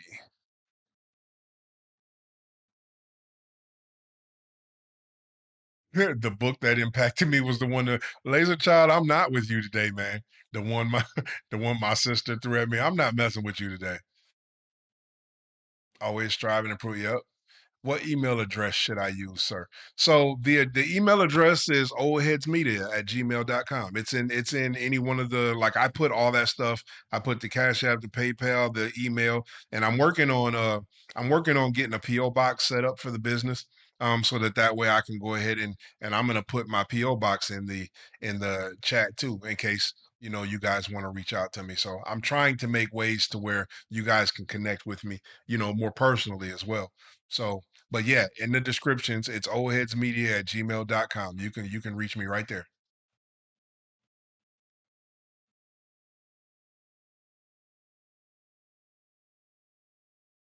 Dutch book about the real history of the country, the untold story. So if it's a Dutch book, Levin Levin Sandy, is the book written in English? Is it something that I would be able to understand, or is it written in is it written in a foreign language that I need to study before I read the book, or do they have various versions of it?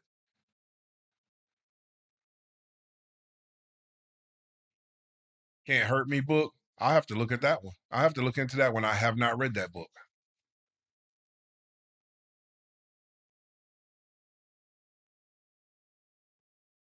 His books are scary. I don't see, like I said, I don't know. I haven't read it. I heard Pet Detective.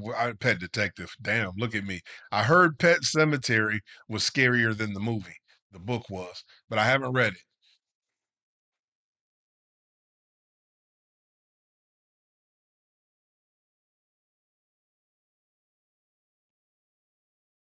I am skimming through these so fast. I know I've skipped a couple. When you were 7, what did you want to be when you grew up? Now that's an interesting question. That is an interesting question. I'm gonna get to that one too. Um, Clarksville. All right, not far. Not far. Would you be willing to sit down? Absolutely, I would. Absolutely, I would. If you are in the area, you know what I'm saying. Just know that I'm licensed and armed, so don't be coming trying no nonsense. but but yeah, of course I would. Absolutely, I would. I would love the opportunity to meet. So if you're ever in the Nashville area, you know what I'm saying, and you want to connect, I am never going to pass up the opportunity to connect with you. So yes, yes. Just reach out to me, send me an email, however you want to reach out to me, and we'll set it up. Okay, back to when you were 7. What did you want to be when you grew up? When I was 7 years old, huh?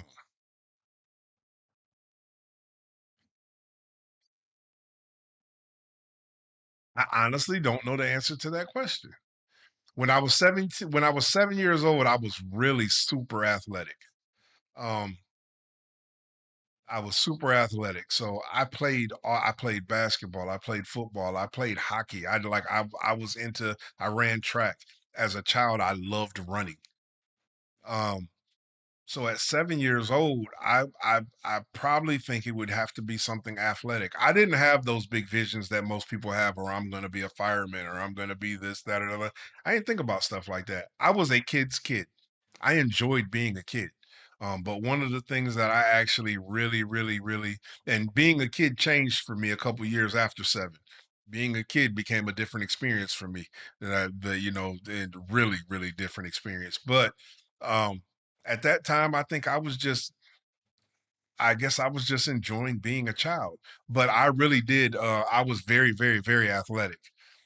So I got all kinds of like ribbons and trophies and all that kind of stuff. Baseball, I was in love with baseball. So maybe if I had to choose one, it would have said baseball. At that time, even though I ended up going on to play football, um, being a baseball player, I absolutely loved baseball at that age.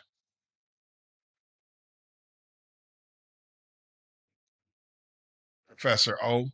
Melanie says Professor Michael. Okay, I got one of each so far.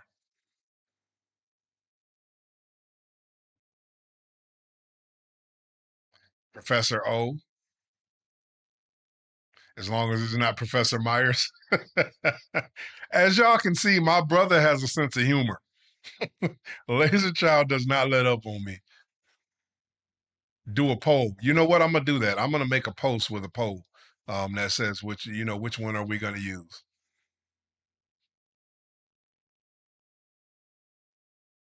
Only for the sound. I love more Professor Michael. Okay. Professor O. Yeah, I see now I'm gonna have to do the poll because I'm getting both of them. That's see, and that's why I came out with Professor O, Laser Child, was for Professor O, Professor O. You were gonna ask about pets. Who asked about a pet? Hold on. See, that's what I'm saying. I be missing them.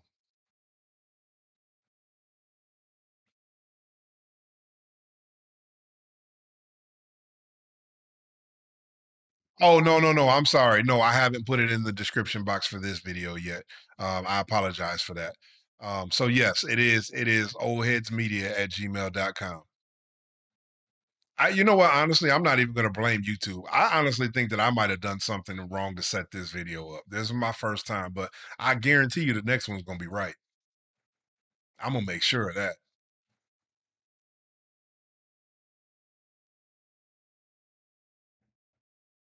Family size cans of ravioli. Oh wow. Dreamcatcher. I see. I love that movie. I see another professor. Oh, do I have any pets? Yes. Right now, I have one dog. I have a chocolate lab. Her name is Winnie.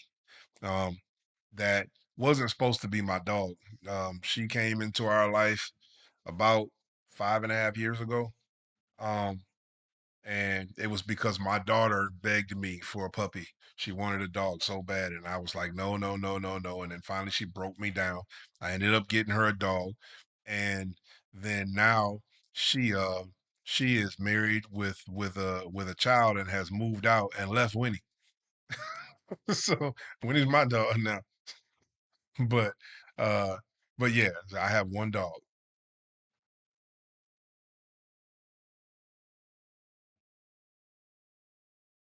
Okay, yeah, let me know. Let me know if they translated that book, because if you say it's good, I'll read it. Your name should be Professor of Bars. I don't. Well, I mean, I could say that. I could say that, but as an official title, you don't think that's too much?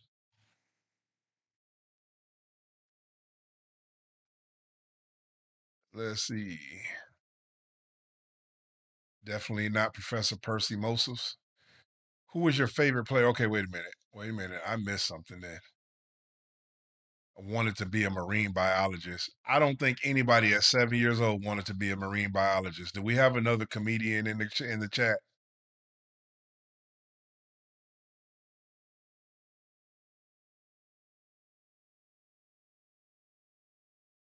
Oh, okay. All right. I see what you mean. Let me go ahead and I'll work on that. Why are you trying to give me stuff to do and then you already know that I don't know what I'm doing in here?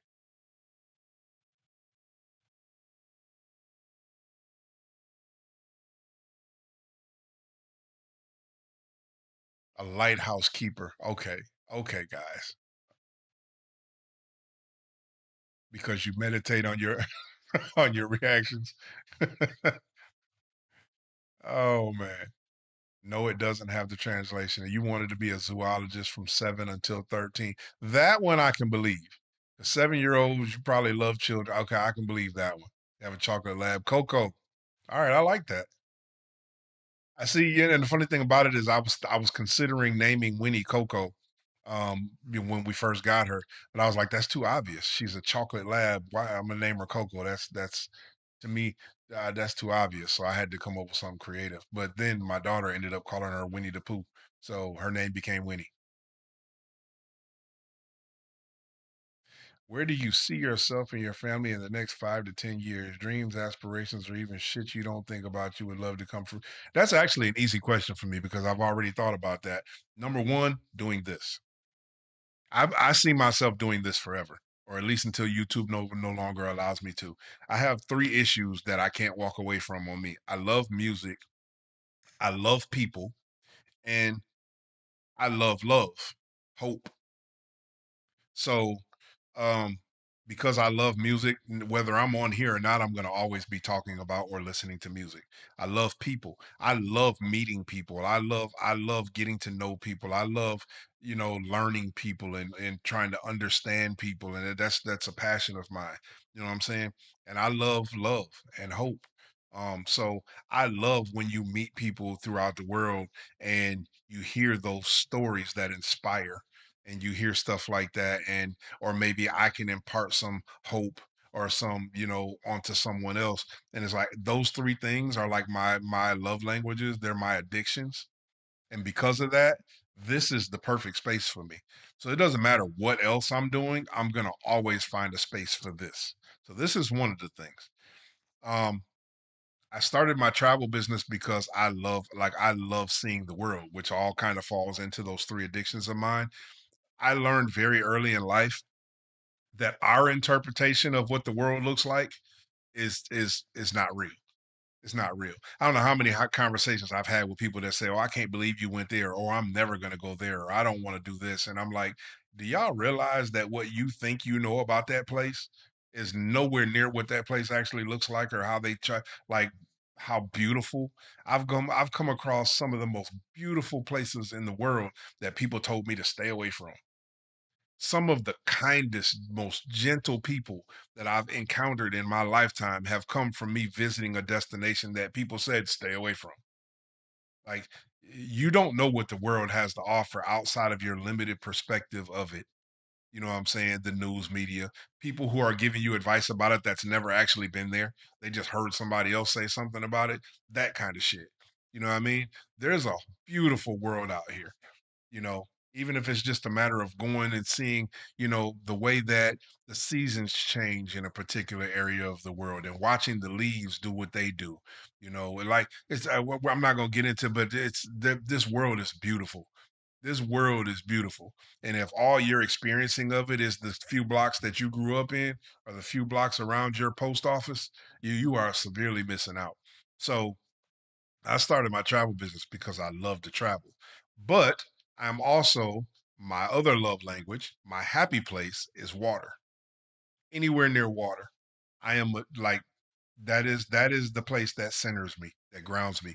You put me near some water and you don't have to talk to me. You just leave me near some water. I don't care what you do.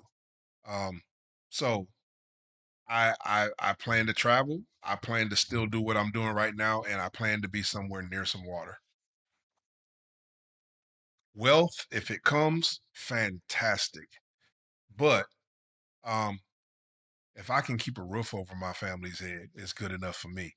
I don't do what I do with aspirations of wealth. I do what I do because I love what I do. And if I get wealthy because from something that I love to do, then that's the icing on the cake. But so that's, hopefully that answered your question without being too sappy.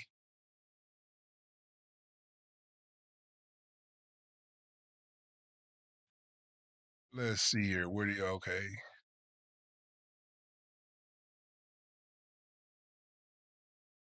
We're talking about your, yeah, it is. It is. Two Great Danes and two Siamese cats. Now that, I'm sorry, Philip, that is not a match. You have two of the biggest dogs in the world and two of the meanest cats in the world and a pit bull. How many fights happened in your house? Animal fights. Oh, I didn't finish reading the rest of the message. I'm sorry that you ended up having to put her down. Yeah, we do. Like now, I picked about not wanting Winnie, but if something happened to Winnie, I'd lose my mind. It's like she's part of the house now. She's part of my family.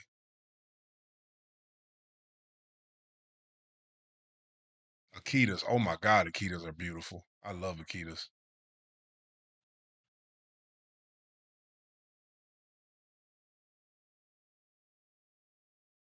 Sorry, I'm reading. I'm reading. What they say, you can't talk and text at the same time. I can't talk and read at the same time because I'll start telling you or answering you with stuff that I'm reading.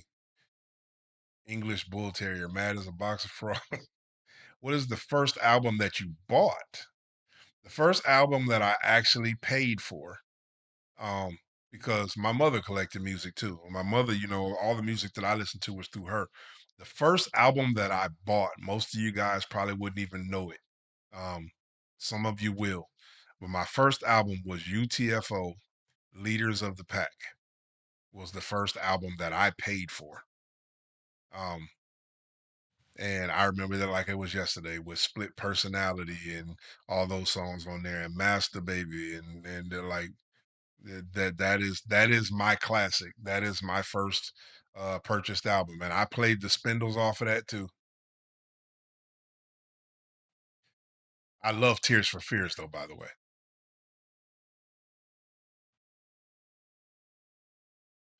Yes, I plan to. I do plan to visit Sweden. That is on my list. Come visit Guatemala. That is also on my list. If I come visit these places, Maria, if I come visit these places, I need tour guides now. I'm not just going to be walking around these places. If you tell me to come, I'm gonna expect you to show me some stuff.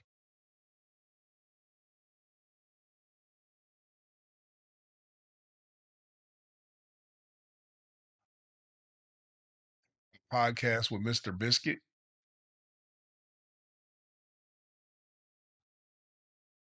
TLC Crazy Sexy. Look, everybody had a crush on Chili back then.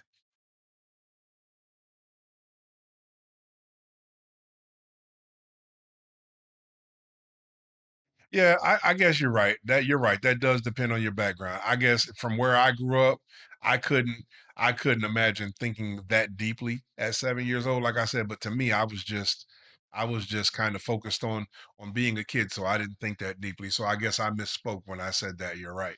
Um, and yes, so as I said, water is my happy place.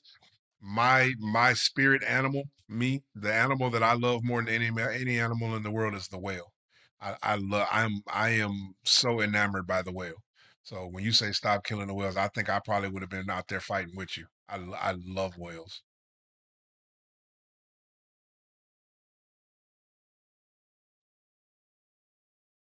Do you think America is especially insular when it comes to discouraging folk from looking beyond the country? It seems that lots of Americans are told not to bother with other countries.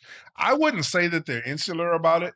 But because I'm sure that other countries say the same things about America, but and about other places.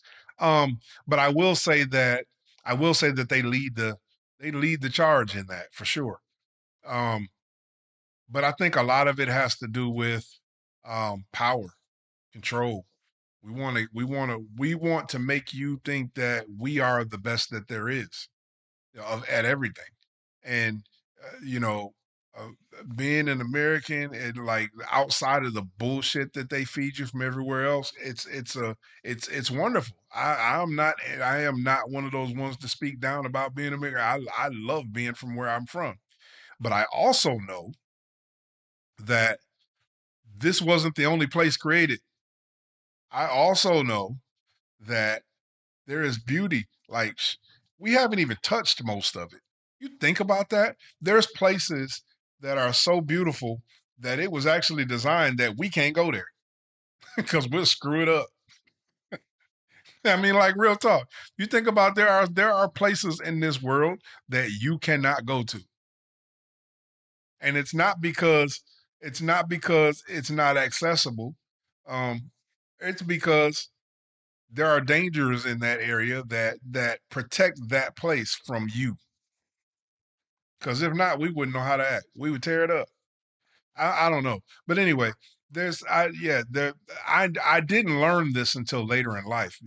I didn't start traveling until I was an adult, and I've just always been super curious, and I didn't listen to people. Like I'm the type of person to where if you tell me you hated a movie, I want to see it now, just because I want to have my own opinion about it. I don't want it to go to sleep on your opinion. So um, I wanted to see the world. So when people told me don't go to the Middle East, yeah, I'm going to the Middle East. I want to see it. I met some of the greatest people, some of the most wonderful, kind, gentle people. Um, People told me don't go to certain territories in the Caribbean. I went. Oh my God, the beauty of the Caribbean is unmatched. You know, there are certain places that I've gone. I'm not going to give you a whole list because I've been a lot of places, but some of the places that I've gone, um, and that people tell you to stay away from, and it's nothing like what. But again, we're hearing these advice, we're hearing opinions from stuff that you see on the media, and they're not going to show you the good about the place. They're going to show you the wars and the famine and all this, that, and other. So you're basing your opinion on the destruction that you see on the TV, and then the opinions that were developed from the stuff that they hear on the TV or hear through the news, and then they spread that shit in communities. And you're talking and taking this advice from people that's never been there. People that's never been there are telling you don't go there. How do you know?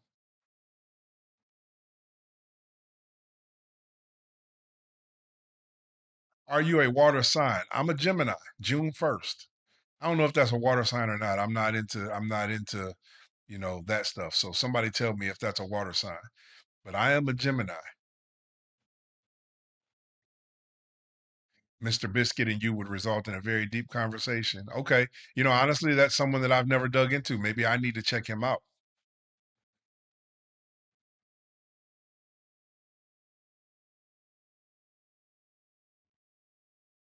Yeah, it was. Hell yeah, UTFO. That's right. That was my first purchase. Leader of the Pack was my first purchased album. Duran Duran. Oh yes, you're yeah, but listen, I was Duran Duran too. Like I grew up on that stuff. I didn't purchase those albums, but I grew up on all of that.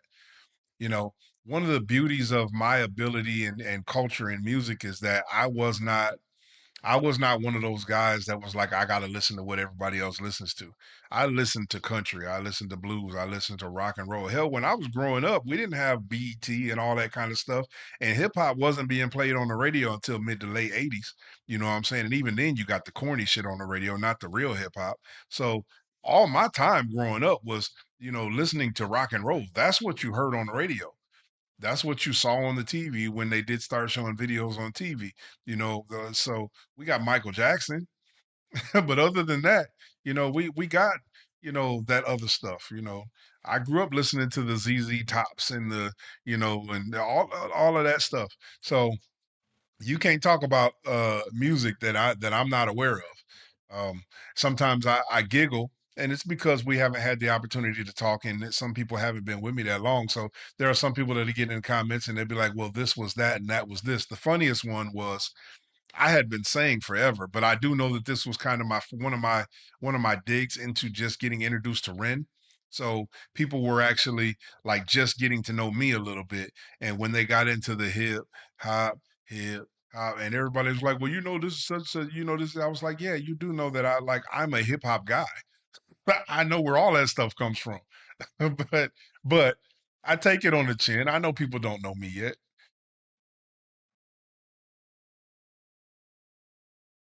Okay, that skipped pretty fast on me.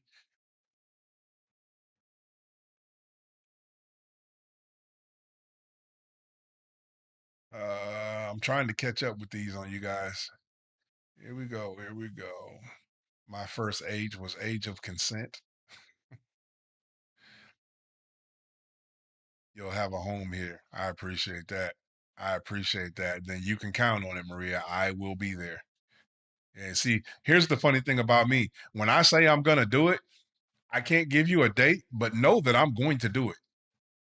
Like I wouldn't have said it if I'm not actually going to do it. So I got to get my ducks in a row. Finances got to get a little bit better than what they are right this second because I need to take care of some stuff here first. But I promise you, I'm coming.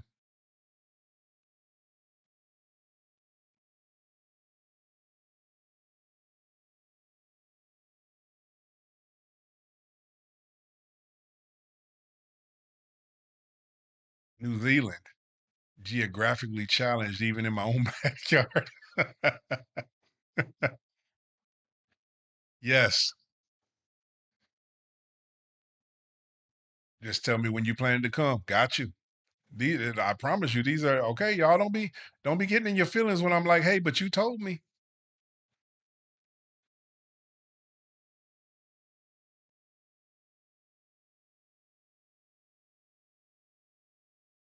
Oh, you did. You did really want to be a lighthouse keeper. I'd be interested in knowing how that came about at the age of 7.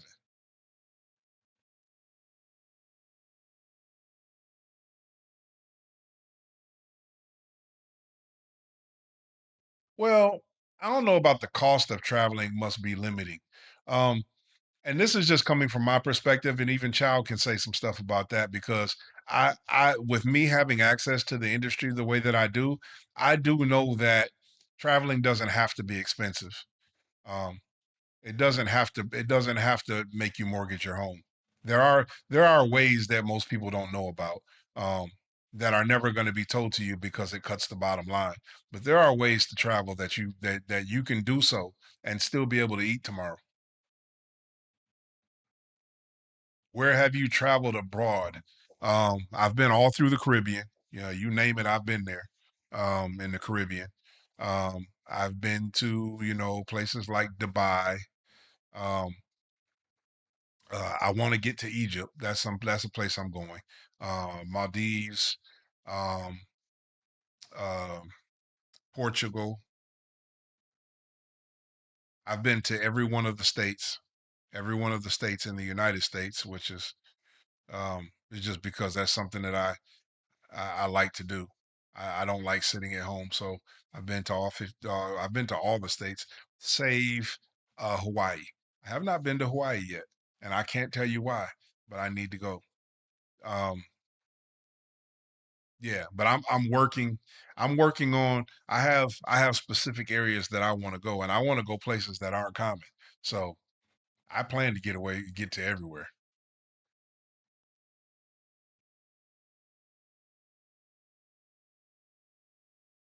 The world is huge and gorgeous, and there are so many places left for yeah, yeah, I'm right there with you.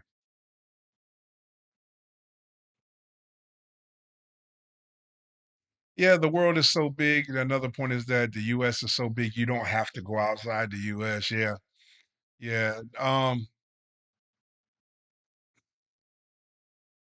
I don't know if that's tongue in cheek or not. I don't know if you're saying that they're trying to tell you that you don't need to leave the US because it's so big, or if you're actually saying that you don't need to go anywhere else because the US is so big. But I promise you, there are things outside of the US that you're not going to get in the US. Um, it is definitely worth going to see, if for no other reason than going to see how the world functions. Sometimes just going to experience other cultures and seeing how they function and talking to the people, that makes up for any sightseeing. I could go somewhere and spend a whole day just interacting with the culture.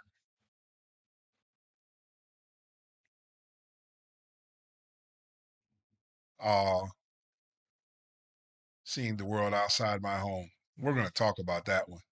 You and I are going to talk about that one.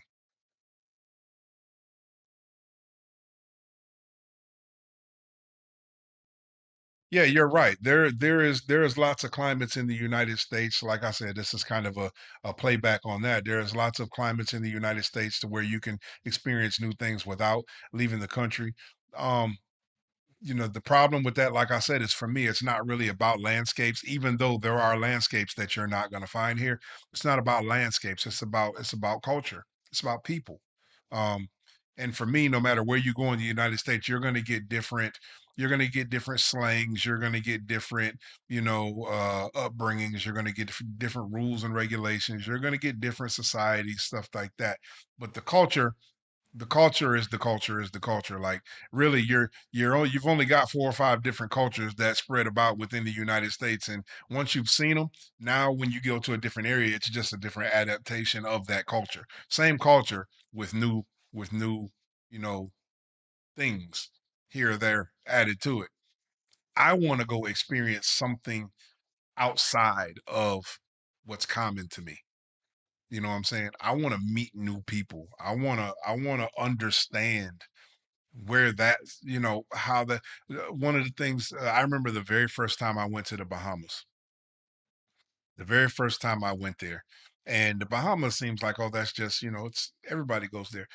And then you find out certain things about the island itself. You find out certain things about the culture. You go sit down and you eat dinner with the people, and you actually meet people and you sit and have conversations. My very first time there, somehow I ended up off into the village, into the city, and we're walking around this city and we're meeting people and we're talking and we're going to dinner and drinking and having conversations and visiting museums and learning about the culture and doing tour rides with not tour guides, with people, with people that live on the island, just normal people that were kind enough to sit and have a conversation with us. And at some point we started getting so connected that they decided they were going to start showing us around, and we're in the car with people we just met. You know, I know some people will say stranger danger, but like I I don't know why. That's the I love stuff like that.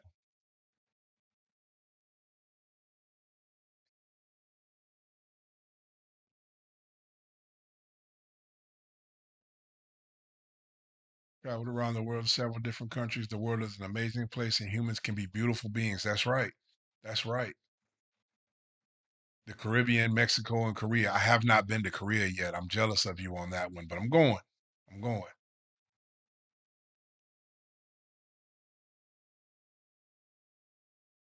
Professor O in chat. Okay. All right. Well, thank you. Thank you for, spending some time with me. I'm trying not to keep y'all on here all day, but I'm loving the interaction. I'm loving being able to spend time with y'all. I'm almost kind of glad that the music didn't work today. Cuz now I'm getting a chance to just hang out with y'all. Um I probably won't be uploading this one cuz ain't nobody else going to jump on here and just watch us talk for 3 hours.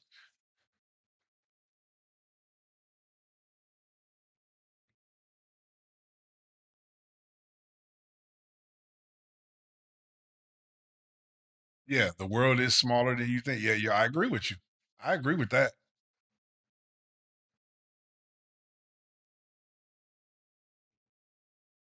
I can agree with that, Nicole. Traveling as a single woman is very different than doing uh what you would do. What I would advise you, and this is not even a shameless plug, um, even if you don't allow that said person, like a travel advisor, a travel agent, even if you don't allow that person to actually do things for you, I would say consult with a travel advisor before. If there's some place you want to go, because we often have access to people that we can put you in touch with that can make sure that your experiences are safe and that you're covered the whole time you're there. We can make sure that you have a beautiful experience, even as a single woman. Because yes, you're right. That is something that everybody has to consider is safety and traveling as a single woman sometimes because you don't know what to look for. So those warnings are valid, which is also why it's important to, what I'm saying, to make sure that everything, I know technology makes it easy for do it yourself. DIY is the big thing, but everything is not best at DIY. You know what I'm saying? Like, I think that if there's some place you want to go, don't allow you being a single woman stop you from going there. Just make sure that you incorporate the right people to help you make that the type of experience that you want to make it. Gemini is an air sign. Thank you for teaching me that because I never knew. You could have told me it was cornbread sign. I would have said you're probably right. Thank you, Jen. Mr. Biscuit, you and Knox are my top three. Thank you. Thank you for that. Just for me to be able to even make it into that is, yeah, warms my heart. I know Knox. I'm gonna have to check out Mr. Biscuit. I don't know why I haven't followed that one or haven't looked at that yet. That's awesome. You try to see through the food now and try to cook recipes from countries that you'd love to see. That's awesome. That's awesome. Yeah, that's why you check with the embassy. But um, sometimes, sometimes we can find out stuff that even they won't tell you, believe it or not. Because we have people on the inside that actually see it on the ground level. Israel is beautiful. Israel actually is beautiful. Is a beautiful country. Country is a beautiful place. You're right. 80s was the 80s was an eclectic. I mean, music. It was just you heard everything. You heard everything in the 80s. Yeah, I think that yes and no. I think you're right about the melting pot of music is what's missing in music right now, but I don't think that it's just that. Because we have an unlimited supply of music to taste and to touch and to experience. I think what's missing from music right now is, and I say it all the time, is passion. What's missing is passion, um, which is why we fall in love with people like Ren and some of the other people that we fall in love with. What's missing is intentionality, um, is the passion for said thing, whether it be rock or rap or whatever. Nowadays, people are just making songs. You know what I'm saying? They're not making connections. There's a difference. You can make a song without making connection. The artists back then, the producers, the songwriters, they were intentional about making connections, you know, um, the love and the passion for what it is that we do. And it's all, like Ren talks about it a lot. The money side of it has become the driving force instead of the love for it. I think we have enough to sample from. There are many different forms of music. But so I think we could still get that 80s sort of melting pot if we wanted to. The problem is the melting pot just isn't cooking with the same seasoning anymore.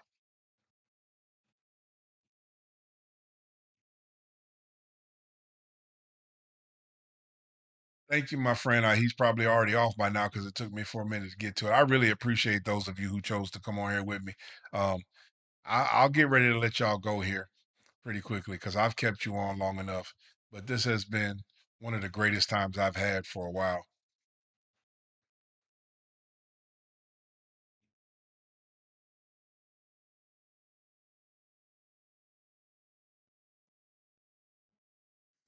Thank you for finishing your painting. Yeah, I told you I would get it done. You just had to give me a little bit of time. I was trying to do that and still tried to feed the family at the same time. So I was going to get it done.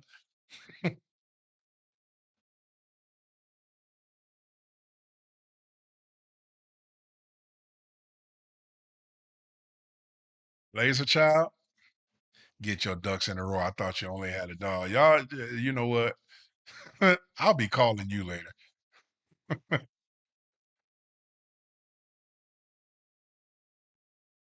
Any chance I can give you a video reaction request? Please add old 60 brother Joe. Okay, do me a favor because I will forget it. Because I don't have my ink pen and pencil with me, which is strange for me in front of me right now. I just wanted to get on here and listen to the album and spend time with y'all. So send me an email, oldheadsmedia@gmail.com. Send me your requests in an email. I will get to them. I ask that when you guys send me requests, just have patience with me as far as getting to them because I'm trying to like stay on track with the Ren and still react to some of the stuff that's coming out and all that other kind of stuff. So there's a lot. But if you send it to me, I will get to it. I promise you I will. Okay. So oldheadsmedia@gmail.com. Send me your request there and I will definitely check it out for you. What is my favorite food? Um, it's weird. Um, my favorite food is potatoes. I know that's weird, but this is a poor man's answer. Yeah. Growing up the way that I grew up, potatoes were inexpensive, and there is a million and one ways that you can fix and serve a potato. And for that reason, I fell in love with potatoes. Like literally, potatoes can be made different all the time. I love potatoes. If you're talking about actual favorite food, if I had to get rid of everything else on the earth and I could only eat one food for the rest of my life, it would be salmon and potatoes. Like that's I love salmon. I love potatoes. It's weird. Um, but I'm also a grill master, so like that second tier for me is like anything that I can put on the grill, ribs, all that stuff. Anything I can cook on the grill. So but you didn't ask me for all that. You said my favorite. So my favorite would be potatoes. That is a weird answer. That kind of makes me. Y'all don't tell nobody that. I'm kind of, even though it's the truth, I'm kind of afraid of the looks I would get if I gave that answer in public.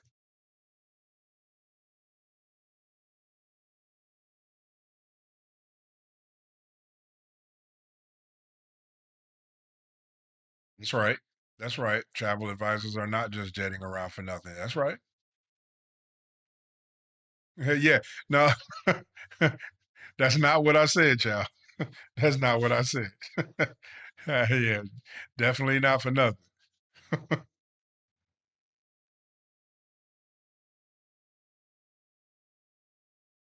Yeah, I don't know how to feel. Oh yeah, you definitely want to go to the Maldives. You definitely want to. I'm going back.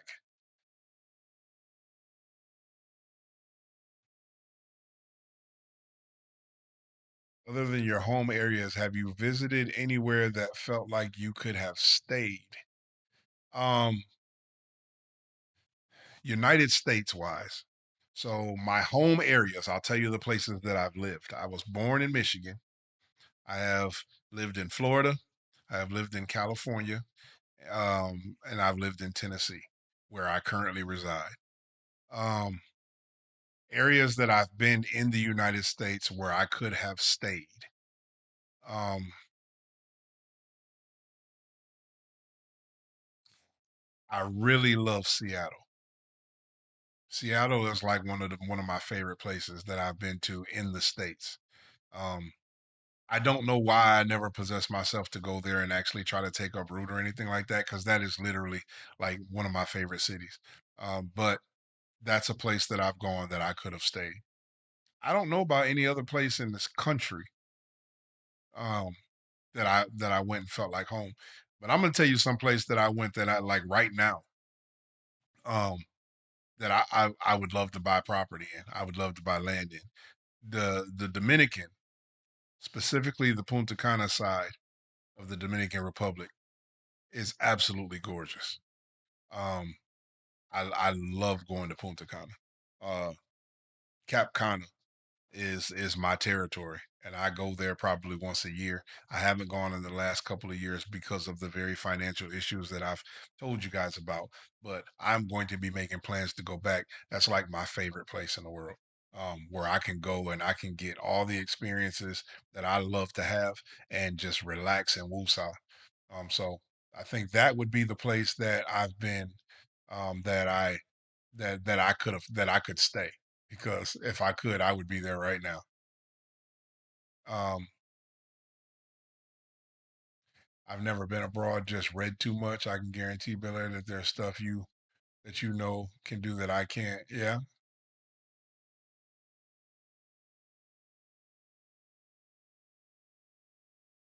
cultures, the peoples, the perspectives of life. That's what it's about for me. I love the scenery and stuff like that, but I love people.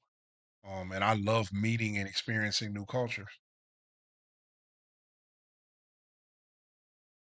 Well, thank you for your service. I worked in an AIDS camp in the Bahamas for a week. Thank you for your service, and helping people.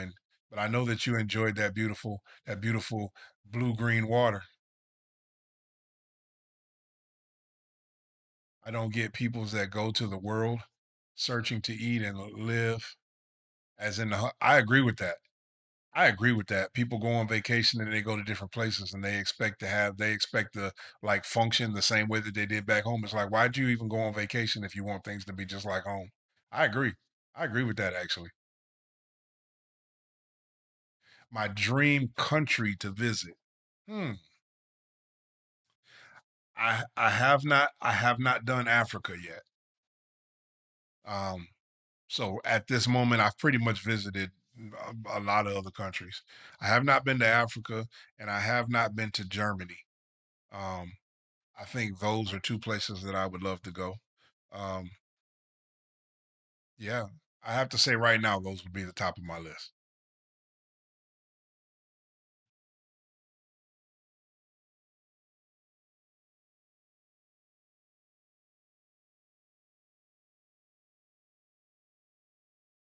Okay, let me read these last. I really need to let y'all go because I will keep you on here all day.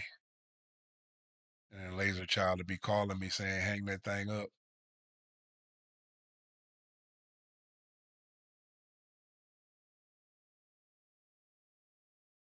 You see, almost never the people that's wrong in a country you visit, it's almost all the time the people that's in power. Yeah, I 100%. You spitting some bars right now. I almost 100% agree with both of those last two comments you made.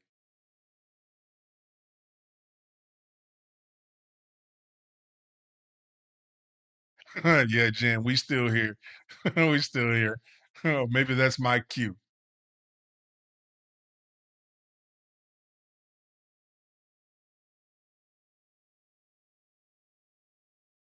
I wonder why regular people get into politics more. Hmm.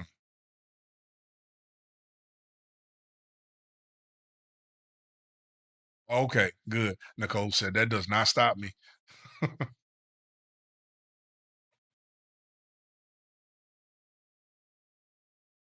Yeah, the old 60 brother Joe to your reaction list. Like I said, do me a favor and send that to my email. So that way I can, because after I get off of this, I probably won't remember it.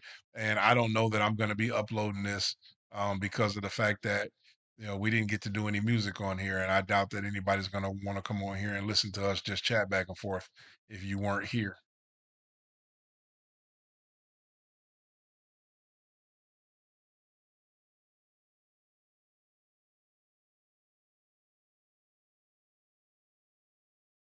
Mr. Lloyd reacts. I have to check out. I kind of got away from. I kind of stopped, like, other than the couple that I was talking about at the beginning of this. I kind of stopped talking about reactors, just or stopped following reactors, because I didn't want to be influenced because I wanted to make sure that I stayed authentic. So I didn't really start digging into any new ones, but I probably should start trying to see if there's any more out there. Yeah, Laser Child said I have a love hate relationship with battle rap. I know that. Independent is where it's at, 100%.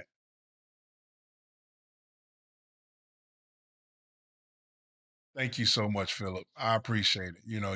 You guys, I appreciate all the love that you guys have continued to show me.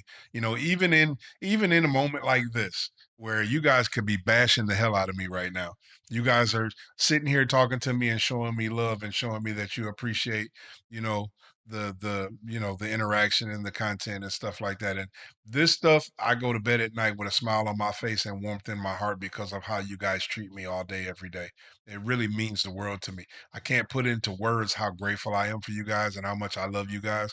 That's why I always say that I love you and ain't nothing you can do about it. And it's facts. Ain't nothing you can do about it because the love that you have shown me has already put my heart in a place that you can't take away. You can't take it away. That's why when I was asked earlier, where could I see myself in 5 to 10 years, I'm going to be doing some form of this. I promise you, I'm not going anywhere. Whatever I got to fight through, I'm gonna fight through it. But we gonna get through it, and I'm gonna be here. So whether it be me not having, the equipment that I need to work the way that I want to, I don't care what it is. We gonna fight through it, and as long as y'all have me, I'm gonna be here.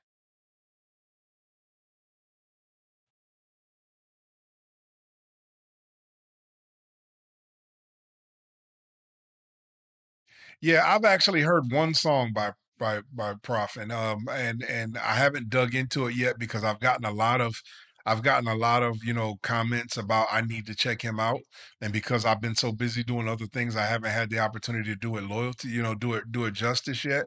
So I intentionally have stayed away from his music because I don't want to get any preconceived notions, and I don't want to start listening to it until I've actually had time to do that with you guys. So I will get to it though, Jen. I promise you I will get to it.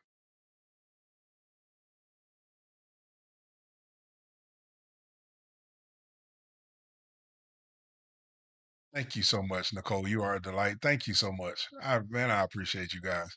Professor Mike O. I get it. Instead of Michael, Mike O. Come on now. Bars. I hear you. I can see it. He's smart but low key a gangster.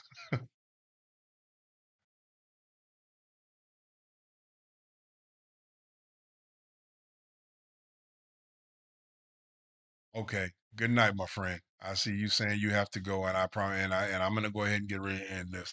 Um,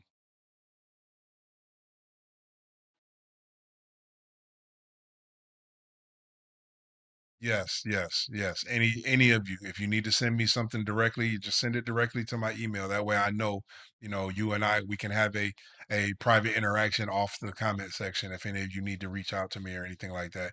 Oldheadsmedia@gmail.com. Like I said a little while ago, I'm working on getting a PO box set up. So you guys, I will put that in my description as soon as I get that set up as well. He's part Hobbit.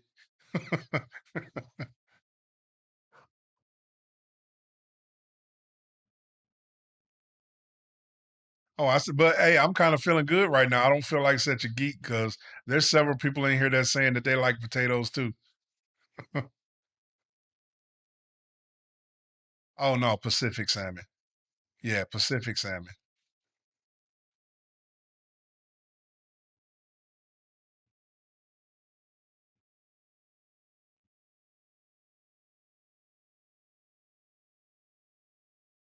Okay. Maybe I will go ahead and I will go ahead and upload this. I don't know how many people are actually going to watch it, but maybe I will go ahead and upload it just in case anybody wants to hear some of these answers that I've given to y'all. All right. I'm gonna go ahead and let y'all get on out of here. I've said it like 3 or 4 times now, but Because if you're a laser child to tell you if I don't say goodnight, if I don't hang up, we'll still keep talking because I know how to move from one conversations to another. So I'm gonna go ahead and get out of here. I enjoyed spending time with y'all. I want to do it again. Next time we do it, we'll do it to music. But at some point, I would like to get on here, and just hang out with y'all. I love doing stuff like this. I'm gonna be doing more of this in short periods over on the Patreon. Again, y'all, please, please, please, please, if you're not, what I'm saying, on the Patreon, you don't have to pay. Like I said, there are paid options over there, and those options are for if you feel it in your heart, what I'm saying, to become a paid member because you love, being a part of the community. But you can join as a free member over there, and free members have all the same access. Because at one point I had set it up so that the paid memberships would have different levels of access to content over there. And there may still be certain things that I do from time to time, like one-on-one interactions that I'm available to only the people that are actually participants of that. But uh, I don't want to start getting in this whole structure of doing anything for money. Um, the money is needed. I'm in a position now where I need the money. But then if I started hearing to the fact that I need money, and start building everything that I do around my need for money, then it starts to turn into something that you do for that thing. And that's not why I'm here. So everybody that's the free people also gets the same access over there. I'm not gonna allow money to be the reason I do anything. So if I ever get to that point, I'll cancel this whole thing. I promise I will. Because that's not I owe it to the craft, to myself, and to y'all to stay what I've always been. Ain't nothing gonna change me. So um I enjoyed it too. Good night, y'all. Night shift 11. When you're thinking of a tape to for to listen to. I tell you what. Here's what I'm gonna do, Jen. I'm going to let me get this thing and make sure that I got the audio portion of it working the way it's supposed to work because it kind of stabbed me in the back today. But let me get that right. Hopefully within the next day, I'll be able to make sure that I have everything so that we have no glitches, no malfunctions or nothing. And then I will create another post and I'll put up another post to let you guys know. But I would like to do it again this week. I would like to get it done before this week is out. So let's let me play with this thing the rest of the evening and make sure that I got it right. And I will put up a post tomorrow giving you guys a heads up as the one we're going to get back on here. Okay. Please be a Monday or a Tuesday. Would y'all prefer? Okay, Jen, I see. Would you prefer that we try to do this again next Tuesday? Because Tuesday was great for me. Today was great for me. And that would actually give me even more time to make sure that I perfect it. So, would you guys like to do this again next Tuesday? Yes, I like sweet potatoes, Laser Child.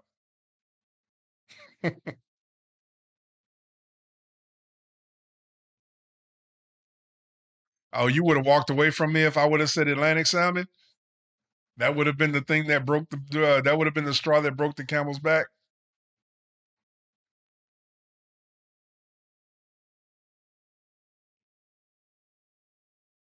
Okay. I told y'all I'll keep doing this if you guys don't hang up on me. So listen, I love y'all. Again, ain't nothing y'all can do about it.